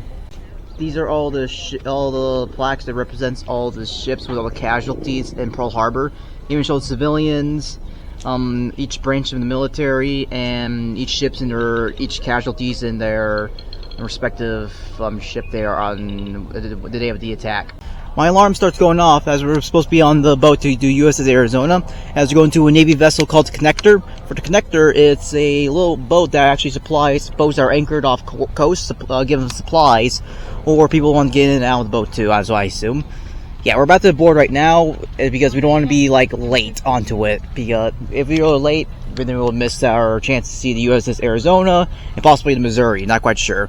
You don't want to miss out on that. Not quite sure why we're going to the movie theater, but I'm going to tell you after we see in here. So for theater right there, I give a story time of a POV. Alright, let's listen to the structure real quick. So it gave us a POV of the attack on Pearl Harbor and the story behind it too, on the perspective of one of the people or on one of the boats, the USS Arizona. And we're about to head to the USS Arizona and the Missouri right now. We're about to board the Navy Connector ship, and it's actually like a refitted ship as well, where it's meant for civilian transport instead of like military supply runs now. It's built specifically for us, and it's controlled by the U.S. Navy as well. And yeah, we got some sailors here too. They're actually helping us to get in. Yeah, these ships, there's really like working in the Pearl Harbor. These are the country of the ships are at. Okay, I think that's that one torn off, I'm guessing, over there. But that's USS Arizona way over there as well, where we're about to go into right now. You cannot see at the moment, the camera's going focus, but that's USS Arizona we're going to check out. We're about to enter USS Arizona. We're in the middle of docking right into the docking area, and I'll show you what the insides look like and what the Arizona looks like when we get docked.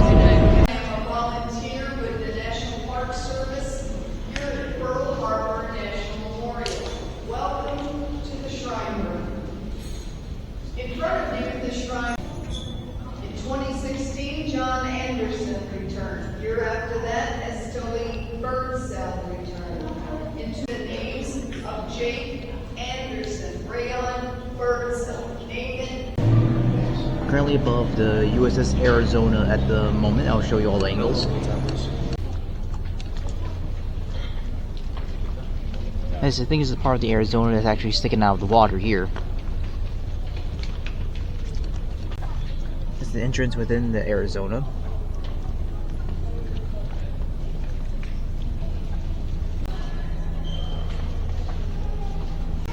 Shows before the attack on December 1941, and then what it currently is now on top of for the memorial on top of it.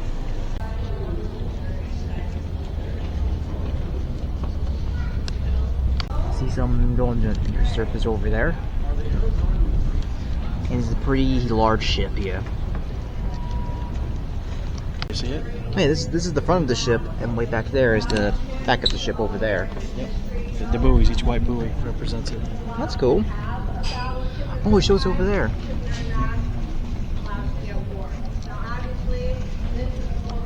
You can see the oil reaching the surface. As you see a lot of discoloration right there. The oil is still slowly reaching the surface of the water to this day from after the attack. You can see the oil's like going up to here as well. You can see the little bit of discoloration around it, and it's spreading out in the water. Yep, got good oil.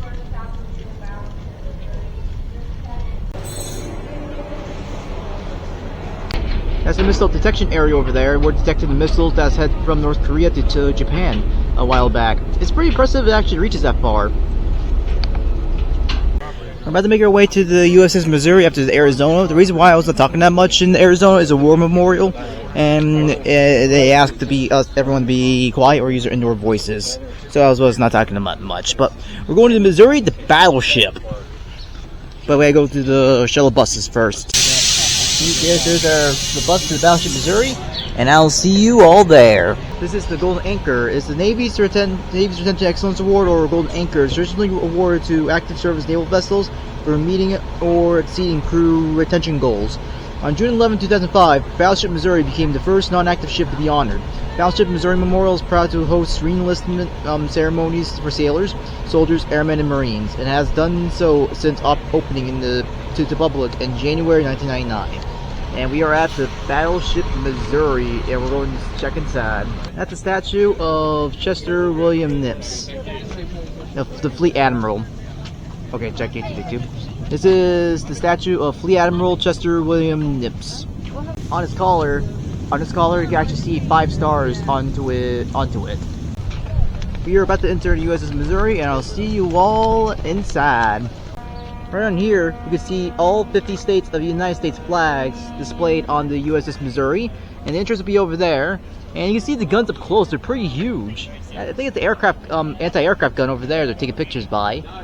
Yeah, it looks so freaking cool. It's huge. I'm currently looking at the Iowa class battleship, and I think the USS Missouri is based off of this class that we are on here today. This is the battleship lifeboats here. The 26 motor whaleboat MK Mark 10. 26 inches motor whaleboat design and used for shipboard carry lifeboat, shore party boat, and mail boats. That's pretty cool. We're about to board Battleship Missouri. To use this Missouri, I meant. It looks pretty awesome.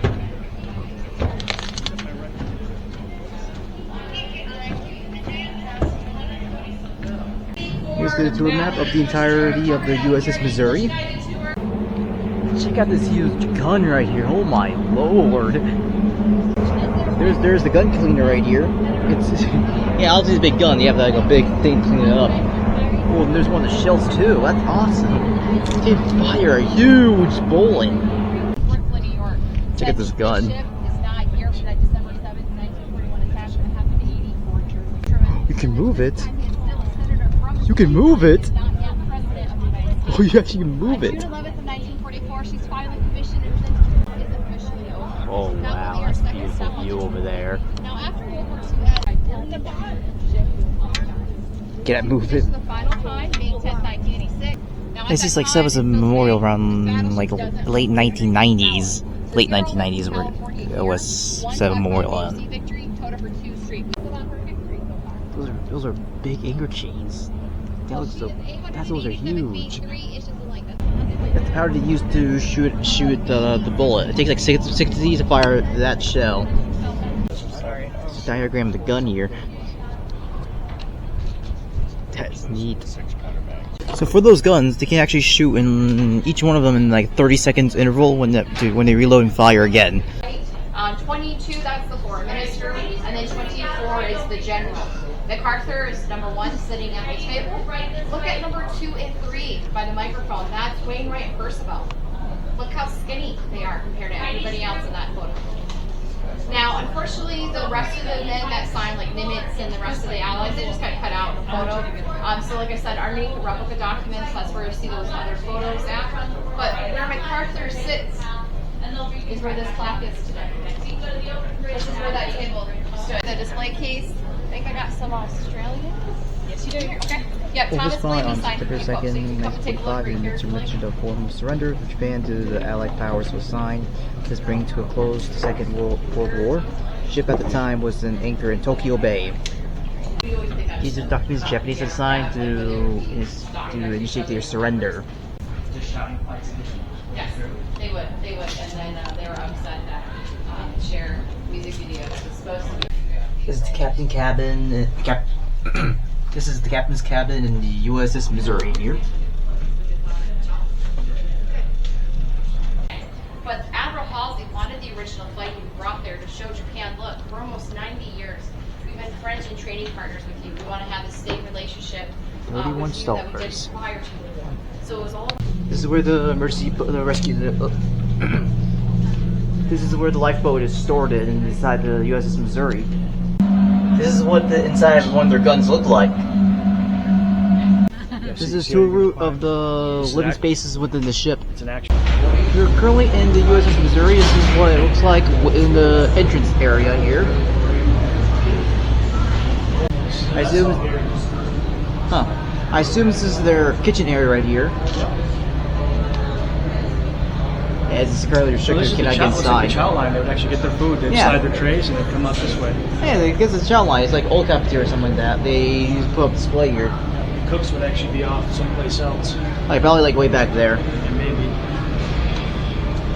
Here's the pictures of the kamikaze pilots that hit the side of the USS Missouri here. And you got there's the plane thing over there too.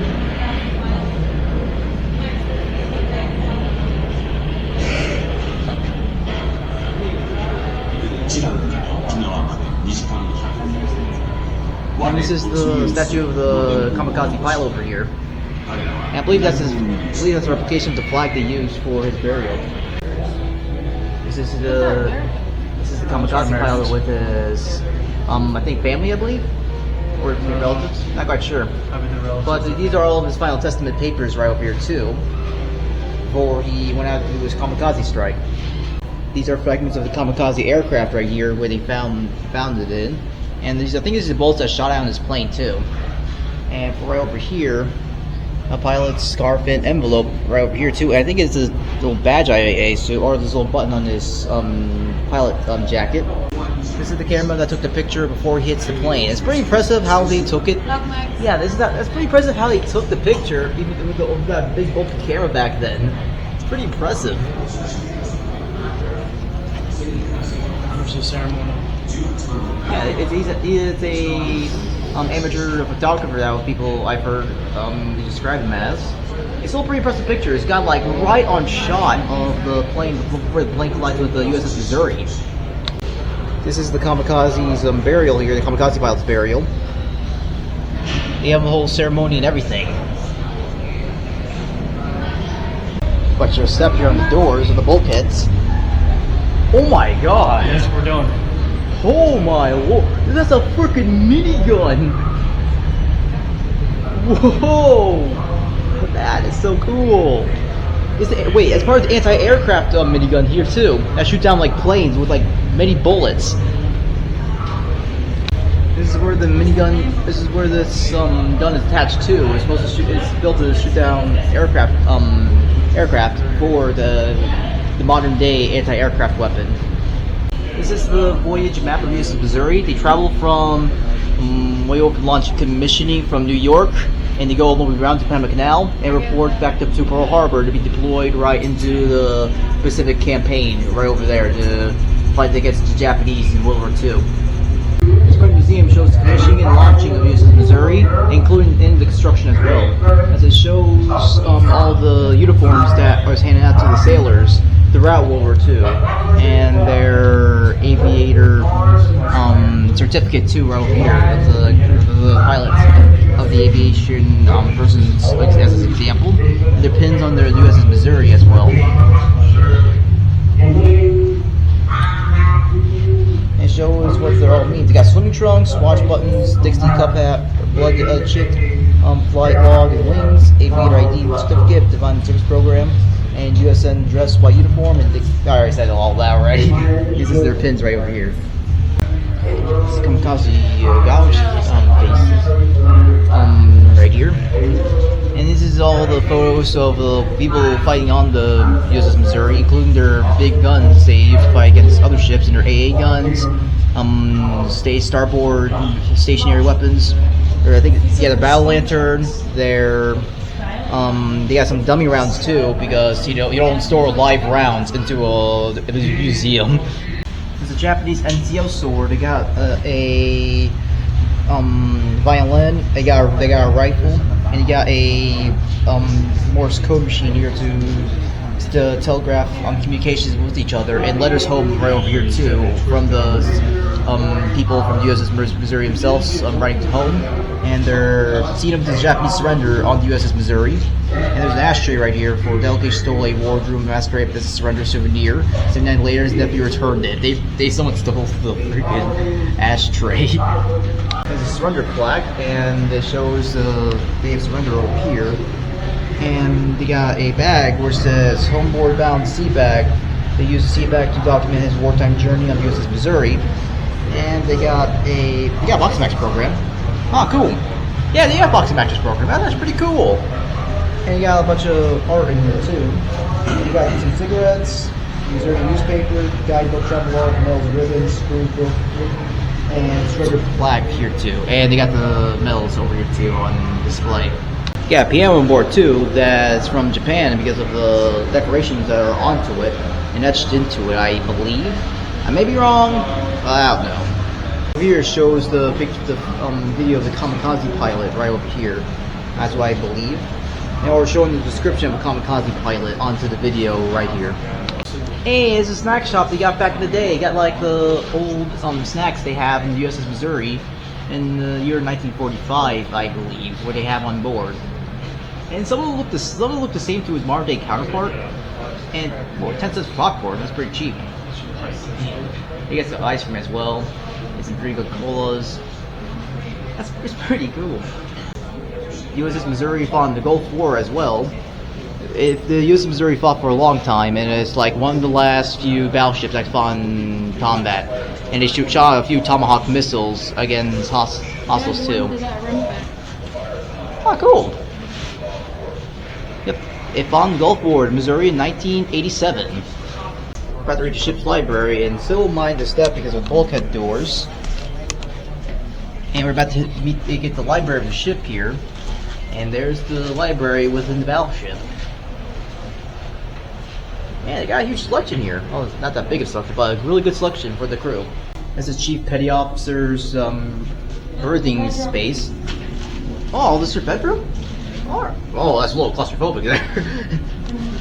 This is where it leads to the Chief Petty Officer's quarters in the USS Missouri. It's a bunk from here, it goes by threes, and it's very confined in one place. You have space for all the crew within the battleship. These are uniforms of the chief within the battleship. I don't know what's in that, but I ain't gonna open it. And this is senior chiefs, master chiefs, and commanding master chiefs within the battleship. And this is part of the uniform they will wear. This is the Chief Petty Officer's room where relaxing. They got a really small TV to watch, and they got a lot of good seats for all of them to enjoy. This is a kitchen within the USS Missouri as well, where they cook and serve meals to the sailors. Yeah, this is the timeline of the USS Missouri and its service record. And this is the store of the ship, which is currently closed. I don't think it's antique here. And this is the sailors' knots over there, where they tied and the requirement that they need tie in the USS Missouri and when they're servicing the Navy. This is all the knots they gotta tie in. This is the area where they eat at, including that area over the bulkhead. Mind the step. Captain for Arm for Atomic Bombings, right on the photo up here, shows everything about World War II in the Pacific Theater. This is where the Navy men collect their food as well. The crew can be very large, and they need a good selection and variety of food for them to eat. You got many jars here for this is like their pantry where they store the food and cook them in, I believe. More kitchen pieces over here where shows them eating with their loved ones, I believe, or wives, I think. And this is the whole kitchen they cook all their food in. It's a really big kitchen here. This is USMC War Room Bakery right here. Yep, Marine Corps War Room right in here. Oh, the bulldog's in there. Oh, hello. Yeah, the bulldog, and this is the entirety of the room. I don't know why they have like 55 guns stored in here for some reason, but it's pretty cool, pretty cool. This is the entirety of their war room. This is the Master's Arm room. They got a typewriter and a bunch of old tech in here too. I'm not quite sure if that looks like a Apple computer or early Apple computer or a Microsoft computer. It still has the floppy disk in there, so it's probably a later model. This is the armory within the battleship, again, USS Missouri, and I don't know what that is. Oh wait, that's all bread. It's the bread room. I believe this was their bakery in USS Missouri where they make all the bread they eat all onto their voyage. Donut shops to the left, but I believe that could be unrelated or no. On the office area in the USS Missouri. Yeah, donut shop is really unrelated. This is the investigation rooms for the Master of Arms. This is the Marine Corps storage area where the Marine storage area they were housed in the USS Missouri. I meant housed in, not stored. This is the machine shop inside the USS Missouri, where with large gear or small piece of plate, precision millwork and pride and craftsmanship. That's where they craft their stuff inside. This is their shower room here in their bathrooms. This is their supply office right here, where they manage supplies in here. There's more storage. Okay, this is their area they bunk in. I actually can walk inside. It's very claustrophobic since they need to hold in a lot of sailors, Marines, and many crew members in here too. And it leads more into here too. Oh, hello. Oh yeah, there's plenty more bunks in here too. By three stacked on top of each other. There's lockers, more lockers to store stuff in, more bunks and lockers, and yeah, it's just filled with a lot of them. And I believe this could be like it's a firefighter area where they get their fire equipment to put out fires in the ship. This is the Commander Master Chief's office right here. This is the PAO's office, publications of the ship's newspaper. So this is the media office for the entire ship. This is the weapons department of blending old and new weapon systems on the main battery. That's where they work in. And there's a computer hidden by the door. I think you can see it. Yeah, you can see it. It doesn't have labeled, or it's like the same room, I'm guessing. I'm not quite sure. The engineering department in here, where they manage the ship's electrical equipment in here, the vital necessary lighting, power distribution, electric safety aboard the USS Missouri. There's more offices for the officers in here, for all in the work, and they have their very own TV. Probably they installed that in the Gulf War. Yeah, the stateroom. Yeah, this is where they all this is all their bunk rooms right in here, for the higher ranks in here too. And the bulkhead door, you actually lock and unlock it. That is so awesome! I can't believe they allow us to move it. There's more bathrooms in here too. Locker, more bunks. And there's an intersection right here, but the trip, I believe, is about to come to an end because we're going. Oh, that's a cool decoration in their bunk. That's awesome. Yeah, there's more bunks in here too. Yeah, there are a lot more bunks. And this is their strategy room here, where they look at the map, where they can bring in multiple troops in here and do coordination here too. I believe. There's more bunk areas for the crew members, and they got a singular TV right here.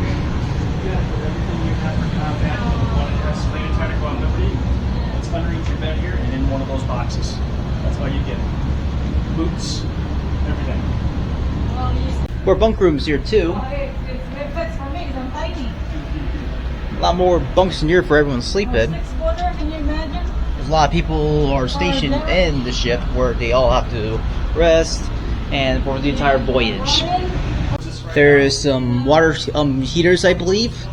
This is the dentist's office, and it's pretty cool to have a dental facility within the USS Missouri. You got a chest table in here, and within the bunk room section of the ship is a munition hoist within the ship. This is the post office within the USS Missouri, where they mail in and out of the letters for the crew members within the ship. Oh, this is the officers' mess area? Cool. Well, the USS Missouri has ship's models right over here, I believe. Or the model of the ship. Yeah, there's a retired mess hall right here. More of the, I believe they're the officers' quarters, I believe, within the USS Missouri. And there's their showers, more firefighters, all that. And they got like a diving equipment here too. We reach the end of the tour right here, and this is Commander Lawrence Doors. Dung, I believe. I'm sorry if I butchered your name there, but that was the end of the USS Missouri's tour here. I got some shaved ice, ramen flavor, and we got some corn dogs. We're in the battle shop.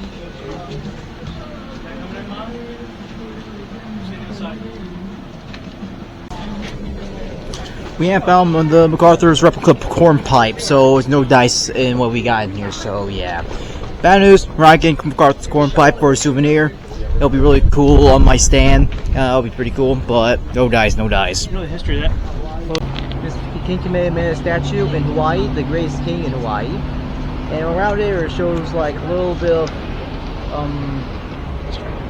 history on around him on this statue. There's a history of Hawaii on the side around the statue. I'll give a good look around for all of you to see.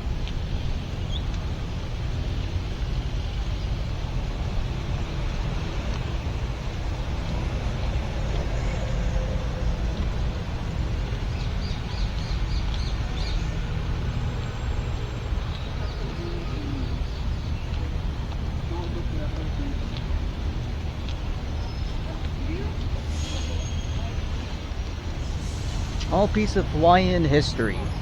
Well, we're at Bibba's right now, and I've got their signature burger, Bibba. We're really back at Bibba's again. We are back at Bibba's again, as we are from the first day, and this time I'm trying a Bibba's Wagyu burger. It sounds pretty amazing, and I want to try it out. I'll show you all when it comes. This is my burger right here. It has like the name of the restaurant right here too. It's pretty awesome. I know I'm gonna enjoy it. It looks pretty delicious. Oh yeah, we have a three-way cheesecake. We ate a three-way cheesecake. Yeah, three-way cheesecake. That sounds like something you pay extra for in New York. What? All right, we all share the cheesecake. I'll say that. We all share a cheesecake, and I finished my burger, and everything is a 10 out of 10. Pretty delicious. Bibba's. We're about to finish my punch card, and we're about to get that 50-year medallion. Last area we need to go to get the medallion is the Barefoot Bar. So this is the tree we have to take a picture of to finish the scavenging on. I'm going to complete that now to get that 50-year medallion. Well, that's the tree I need to take a selfie of. That's the route right there. But I had a bit for the best night, but who got the 50-year medallion for the hotel with all the scavenger hunt? This guy, yeah! Have a nice night, everybody. We're gonna figure out what to do tomorrow, and I'll see y'all tomorrow. I got breakfast today, but they don't got taters, but they do got hash browns. And I got my same, I got an omelet and longanisa slices, I believe. I'm gonna enjoy this. Never mind, they're Portuguese sausages, I just learned. They're my own tasting. It's actually longanisa slices. In Hawaii, there's a thing of wild chickens right here. I think they nested right in there as well. So you can't see it. Yeah, you got some babies. I see them. Oh, more chickens.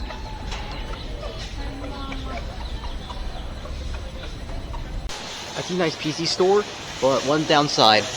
I can't afford any of that stuff.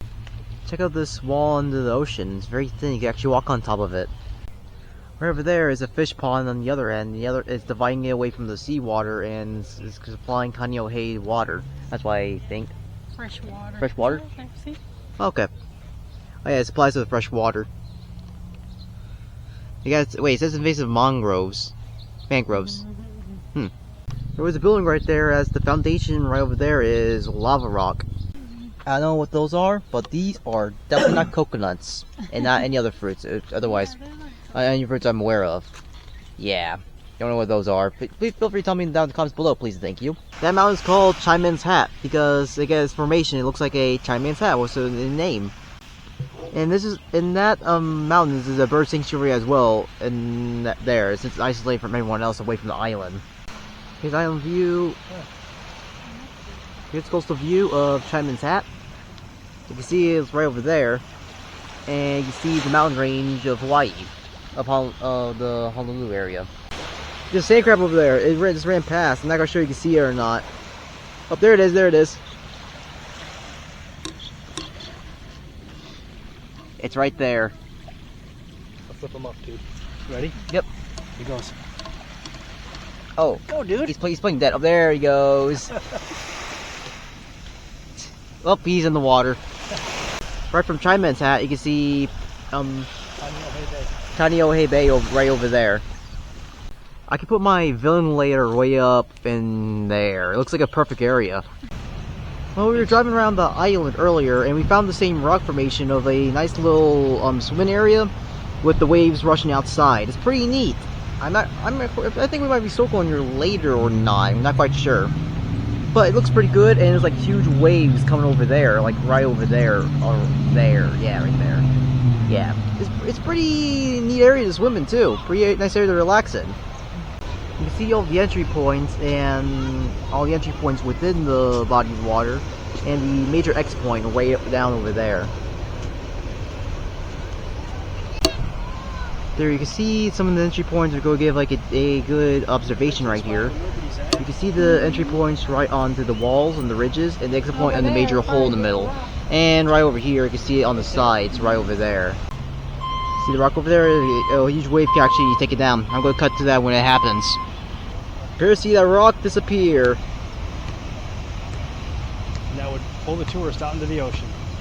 Yeah, all the rocks disappear. I point at the wrong rocks. Oh my god, it's a cliff. Yeah, the waves blocked the cliff out. Wow. You see that big wave come, it all sucks it down. You can see the whole thing. Man, a really nice mountain range, and oh, a wind turbine. You can see some sort of sticky type structure here, I believe. I'm not quite sure if they could actually climb on that. That'd be pretty cool if they actually did, but really dangerous. Oh no, it's the roots of that tree up there. Yeah, I'm not quite sure what's over there, but I might figure it out later tomorrow or not. I'm not quite sure. Right over there is a lot of pineapples that are planted right here. You might not see it, but we're going to check it out later. Today? Oh, cool. I'll show you all guys later today. We arrived at the Dole Plantation since July 28, 1900s. We're going to see the growing of the pineapples within Hawaii. We are currently at the pineapple plantation, as we can see how the pineapples are grown. They're not grown from trees, they grow directly from the ground. These are all pineapples we're looking at currently. Every single plot is pineapples grow like that?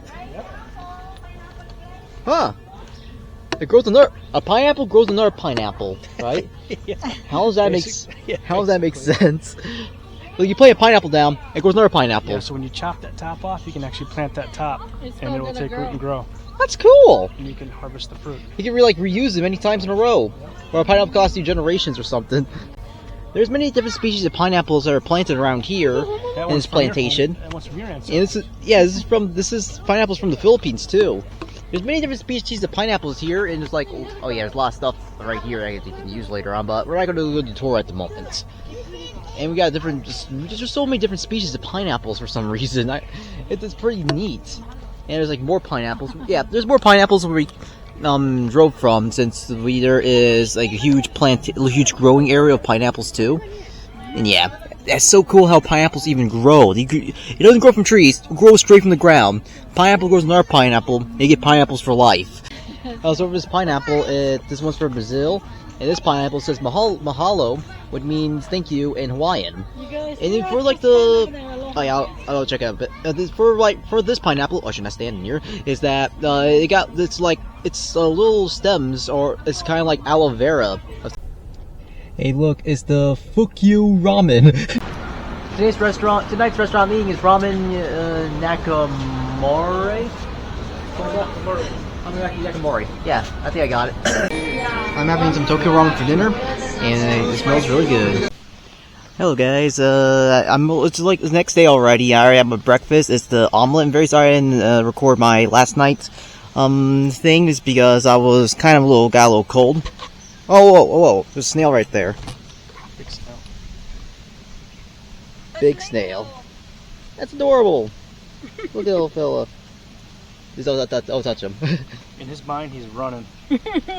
Man, look at that speed.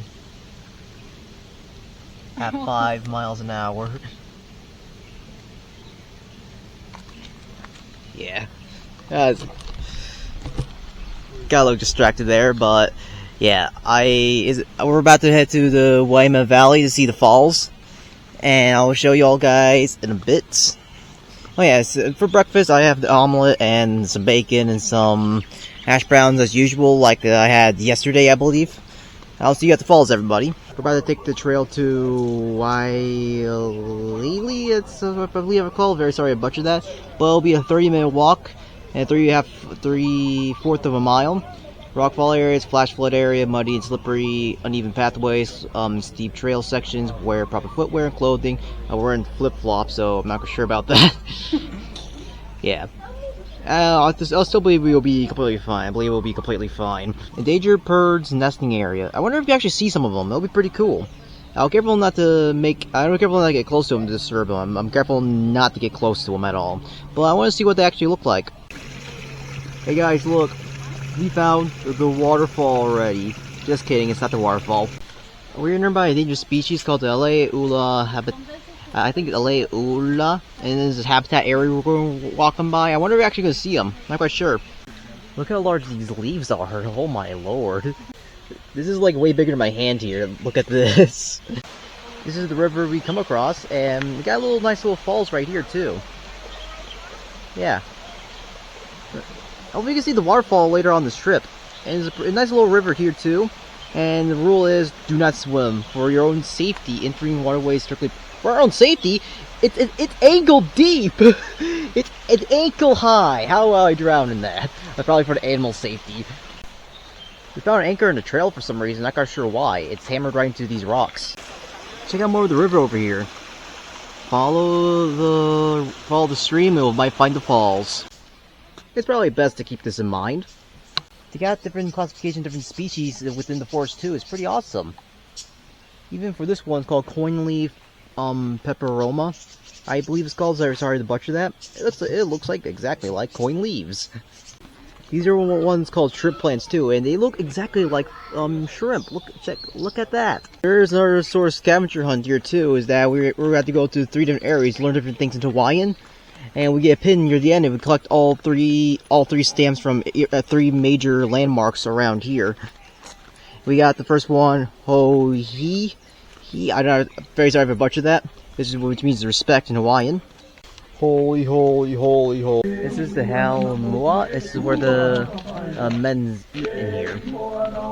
Ah, you can see the inside of it too, what they usually eat here. Fish, bananas. I don't know what that purple stuff is. Yeah, I have no idea what the majority of this stuff is, but still pretty neat. Yeah, major buildings as well. Got the Heikohomahu. That's what I think it's pronounced. Very sorry for much of that once again. There's a cooking house. It's like located down there, I believe. Yeah, I believe it's located down there. Now, I wonder where's the area we can actually collect our stamp too. We collect one thing towards our pin. Check it out, I see more snails on here. Look at those little guys. This is called the Haleola, House of Healing, but I think the house is not healing anymore because it's completely gone. Over here show different tools they used back then, like the Kila small at his head, and for detail work. Outrage canoe model shows the canoes that the native Hawaiians used so long ago. And Alco Eye. How wood as the handle, made in 2019 by it's a really good recreation of the ancient tools they used back then. So the tools they would use to make the canoes. Yeah, they used to make canoes? That's pretty cool. I wonder if I can see one of those. See this? Oh yeah, see, each picture shows the representation of how they are used. Right here shows a model of an ancient Hawaiian boat too. What they used way back then. The lesson I got my card is Lao Lima, Helping Hands, is all cooperative efforts with everyone around you, and all cooperative efforts will make you happy. And the boat I saw earlier is a voyaging boat. It takes a whole generation to build, and for multiple generations to use. It's still pretty neat, pretty awesome. Check out the weapons the ancient Hawaiians used. They got like shark teeth onto it. That's actually pretty awesome, pretty freaking sweet. Shark teeth on as like the blades. And that weapon over there is a sling they use, kind of like the David and Goliath story. Plenty of weapons here too, and one of them, or which one is it again? The toothed knuckle weapon. Toothed knuckle. Oh, it's like brass knuckles, but shark teeth. That's pretty cool. Didn't know ancient Hawaiians got really awesome weapons back then, like with the use of shark teeth. Polynesians. Polynesian weapons. It's pretty awesome. The lesson of hoihi'i, respect, it means respect for yourself, respect for your family, respect for your friends, respect for animals, respect for nature. It's a very valuable lesson everyone should learn about, all about. There's still water way down there. It's very dangerous to even swim in to begin with because, you know, flushing bacteria. The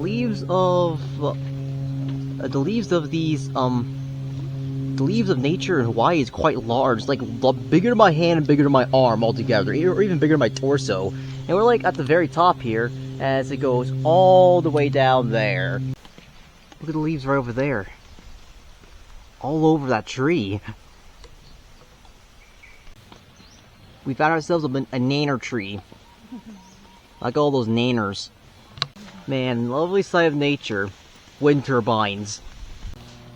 Yeah, there's like flowers growing through the branches. That's so cool. And pretty. The name of this plant is Goetha pavonia strictiflora. That's I think what it's called, with the one with the flowers growing from the branches. There's fuzzy balls on the trees. The trees got really fuzzy balls. The tree is named Sniffina crescentia. That's what it is, from Brazil. We found a mango tree, and I'm trying to point where the mangoes are at. Hopefully you see it. And yeah, I believe those are mangoes we are seeing currently. There's bigger ones to the right and up. Yeah, there's more mangoes. You gotta eat them yet because they're not even ripe. Yeah, there's some mangoes on the floor right now, but too bad they've fallen and broken all over the floor and the flies are getting to it. That's just nasty. I believe you might be getting close to the falls. The water is quite rushing here. And the waterfall we are seeking still, but I believe you might be getting close. It's still a 30-minute walk, I think, from the beginning. And here's the waterfall. We spent 30 minutes walking, and it's really beautiful. Everybody's swimming down there. Yeah, a lot of people are swimming down there as well. Yeah, lovely sight, lovely sight. It's worth the 30-minute walk. Yeah, that's where the stream started we saw a while ago. Yeah, we bask in a nice view as we relax for a bit, as we take another 30-minute walk back. Hey, it looks like clay up there too, a little clay deposit. Yeah, I love the sight of this waterfall. Pretty magnificent.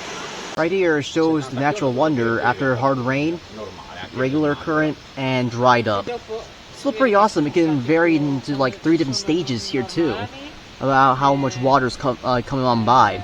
We get a nice good close view of the falls right here. I believe this is the waterfall like what it normally is, before the rain and before it getting dried up. And it's still pretty amazing. People can actually swim here as well, but it's a very small area to swim in generally. But hey, it's really magnificent. Yeah, to be honest, the water looks kind of nasty here, so I'm not swimming in that because it looks very murky. The falls look really magnificent there, but I don't like swimming in that murky water because I still have fears of those flashing bacteria stories I've always heard about. A lot all over like social media and stuff like that, so yeah, I ain't risking that. I think salt water is like the safest option for me to swim in my opinion. My mom made Mochi Bomb ice cream, and a Mochi Bomb, was it ice cream or, oh yeah, Mochi Bomb ice cream, yeah, that's what she ate.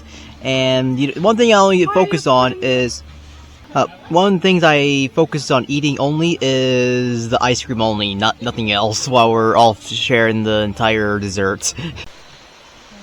Banana flower. There's some tangerines up there. You can see their fruit. Looky there. There's more fruit trees up here, look like tangerines, I think. Yeah, there's more of it coming out right over there. You may not see it because of the shadows, but I definitely see the tangerine fruits up there. It looks like a jackfruit way over there. You might see the lumps right over there too. They're a bunch of big fruit. Give you a nice good view of the jackfruit over there. Those are huge. Those are huge. See the plants over there. The name of it is called Cocoa Plums Chiroblazinus Ebaco, and I think it tastes good because it's part of the anus family. Turns out that fruit's right over there. It definitely is a jackfruit. It's based on the classification that's provided by the park. Bohini, the flower, is right here, and is used for emblem of Hong Kong. That's pretty awesome. I don't see where it's at. Oh wait, I see it. It's right up there, you can actually see it. That's the emblem of Hong Kong there. There's some bamboo in the forest, not quite sure it's good for the environment or not, but it's right there. Of all things, I never expect bamboo to be in Hawaii. Man, there's some sort of melon growing up there because those things are bulbous huge. Oh lord. You may not see it because of shadow still. Like I said earlier.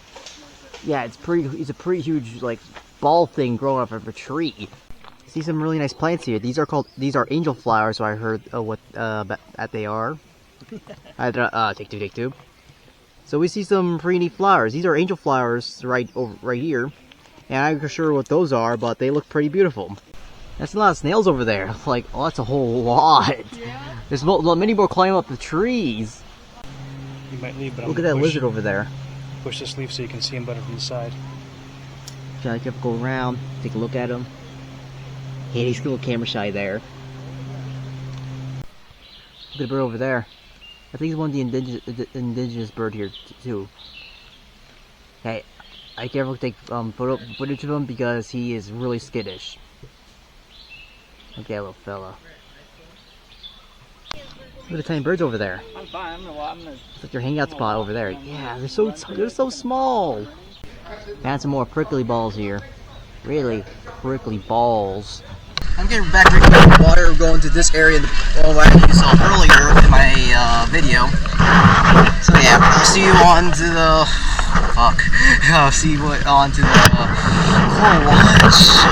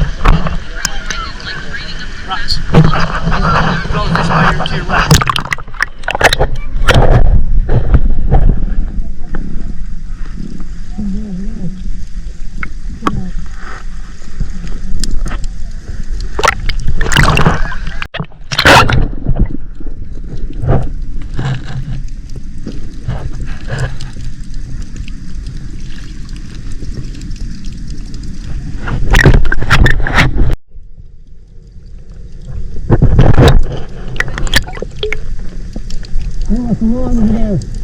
I see a lot. There's 2 of them.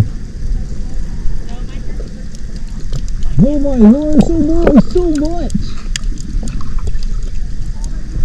There's more. There's more. Got a good one. There's a sea urchin right there. Okay.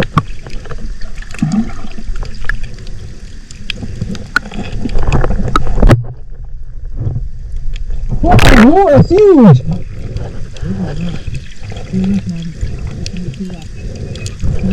Look at the big ass sea urchin, holy crap!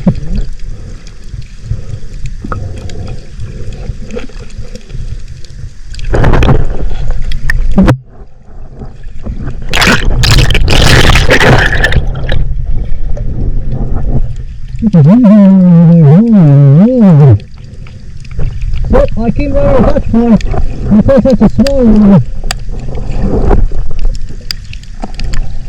Well, there's spiky ones. Oh, don't catch them. There we go. Got it. This is good. I got you. You see alright. There's this really rocky area within the beach too. You know, the rockiest beach I ever seen. There's below here. All the creek is in really shallow. And you see how big ass sandwiches down there. Look at that thing.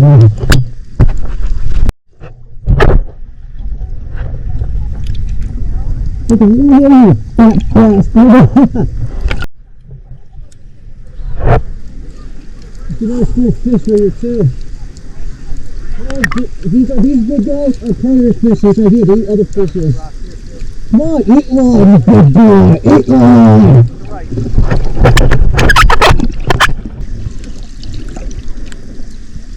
crazy in this pistol?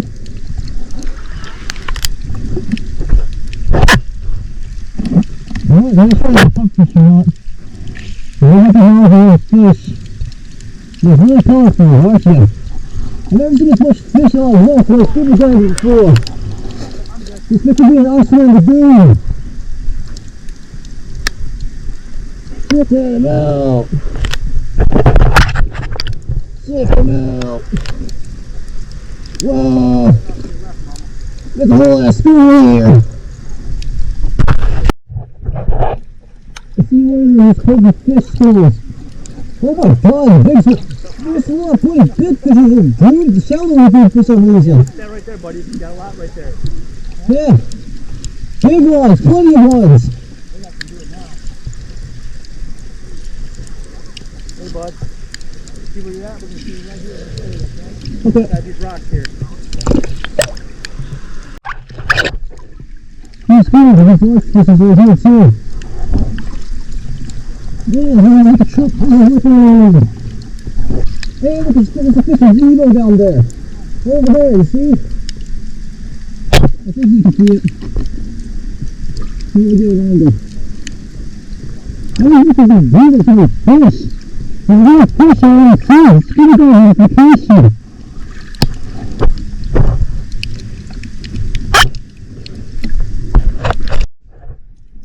Here's the second part. You can see so many fishes right here.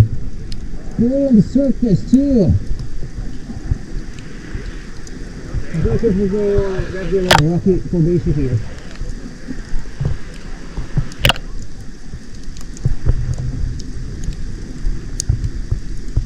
One, two fishes here.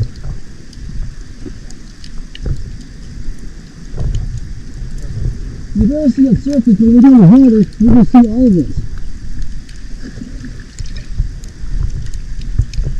Plenty more here too. There's another guy down here too. You think you're getting on the camera? No, you don't. I think it's the same school that's ever been observing since the beginning of the scuba diving segment. Look at the country dog. Dog feeder. Yeah, good fellas, aren't they? Lots of fellas from one car over here.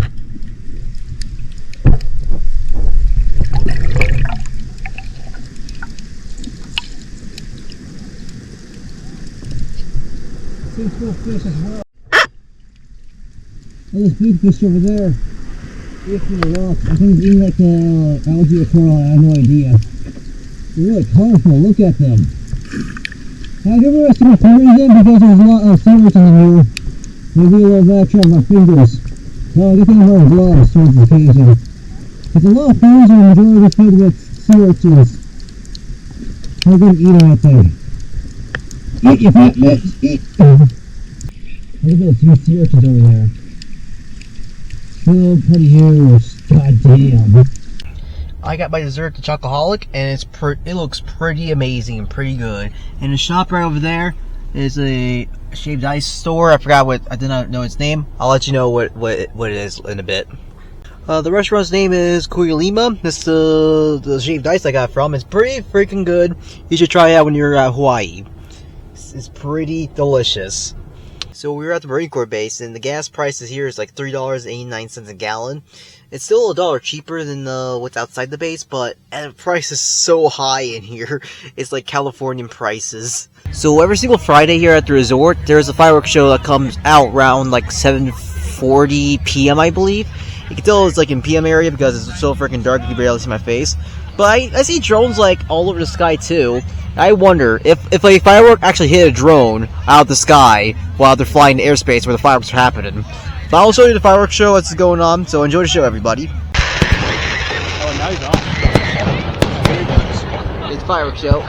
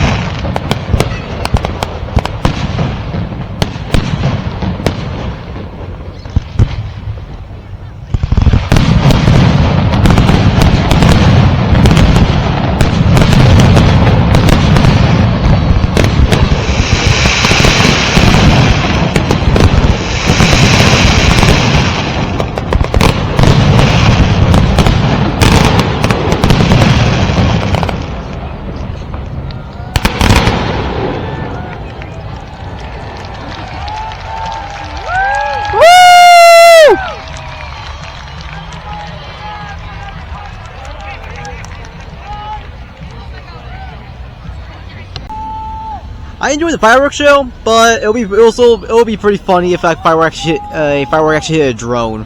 We used that for them, but it'll be really funny.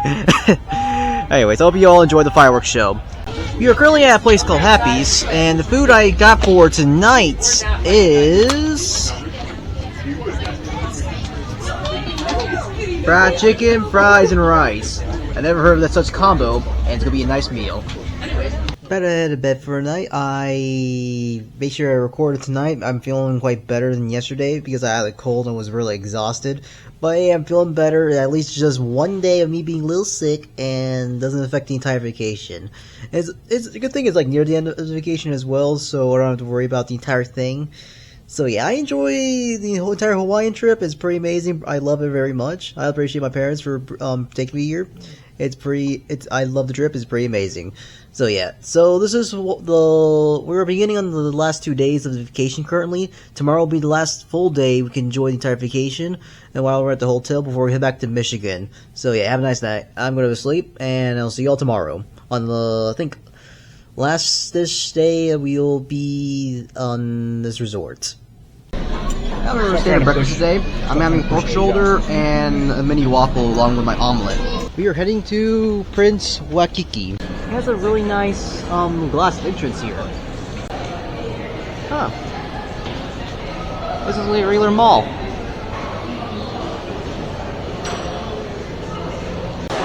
Turns out this is actually a hotel area, not a mall. It's really got a lot of stuff in it that you'd be confused with the mall and a hotel to begin with. The sushi bar is closed at the moment around this time, as it opens around 5. It's currently around like 3-ish. So we are eating a cold burrito from the coffee shop, I believe, that's within the hotel. Cranberry chicken wrap. Cranberry chicken wrap. Yeah, that's what it looks like right here.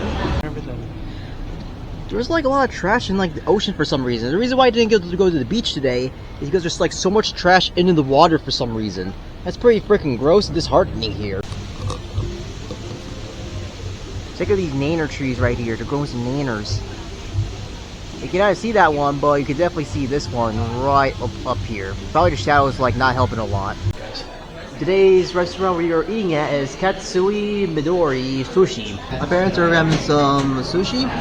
Me over here, I'm having some fried chicken and some fries at the sushi store. Damn, that's pretty neat elevator design right there. Holy crap. Yeah, that bright line is the elevator corridor. Some rain's coming in after 9. You can see like a really dark cloud in distance. I think you might not see it, but I definitely do see it. Some rain's gonna come in later at 9 later tonight. Alrighty, this is my last day at the hotel, or last night at the hotel, because on Sunday, or literally tomorrow, we'll be on the plane way back to Michigan.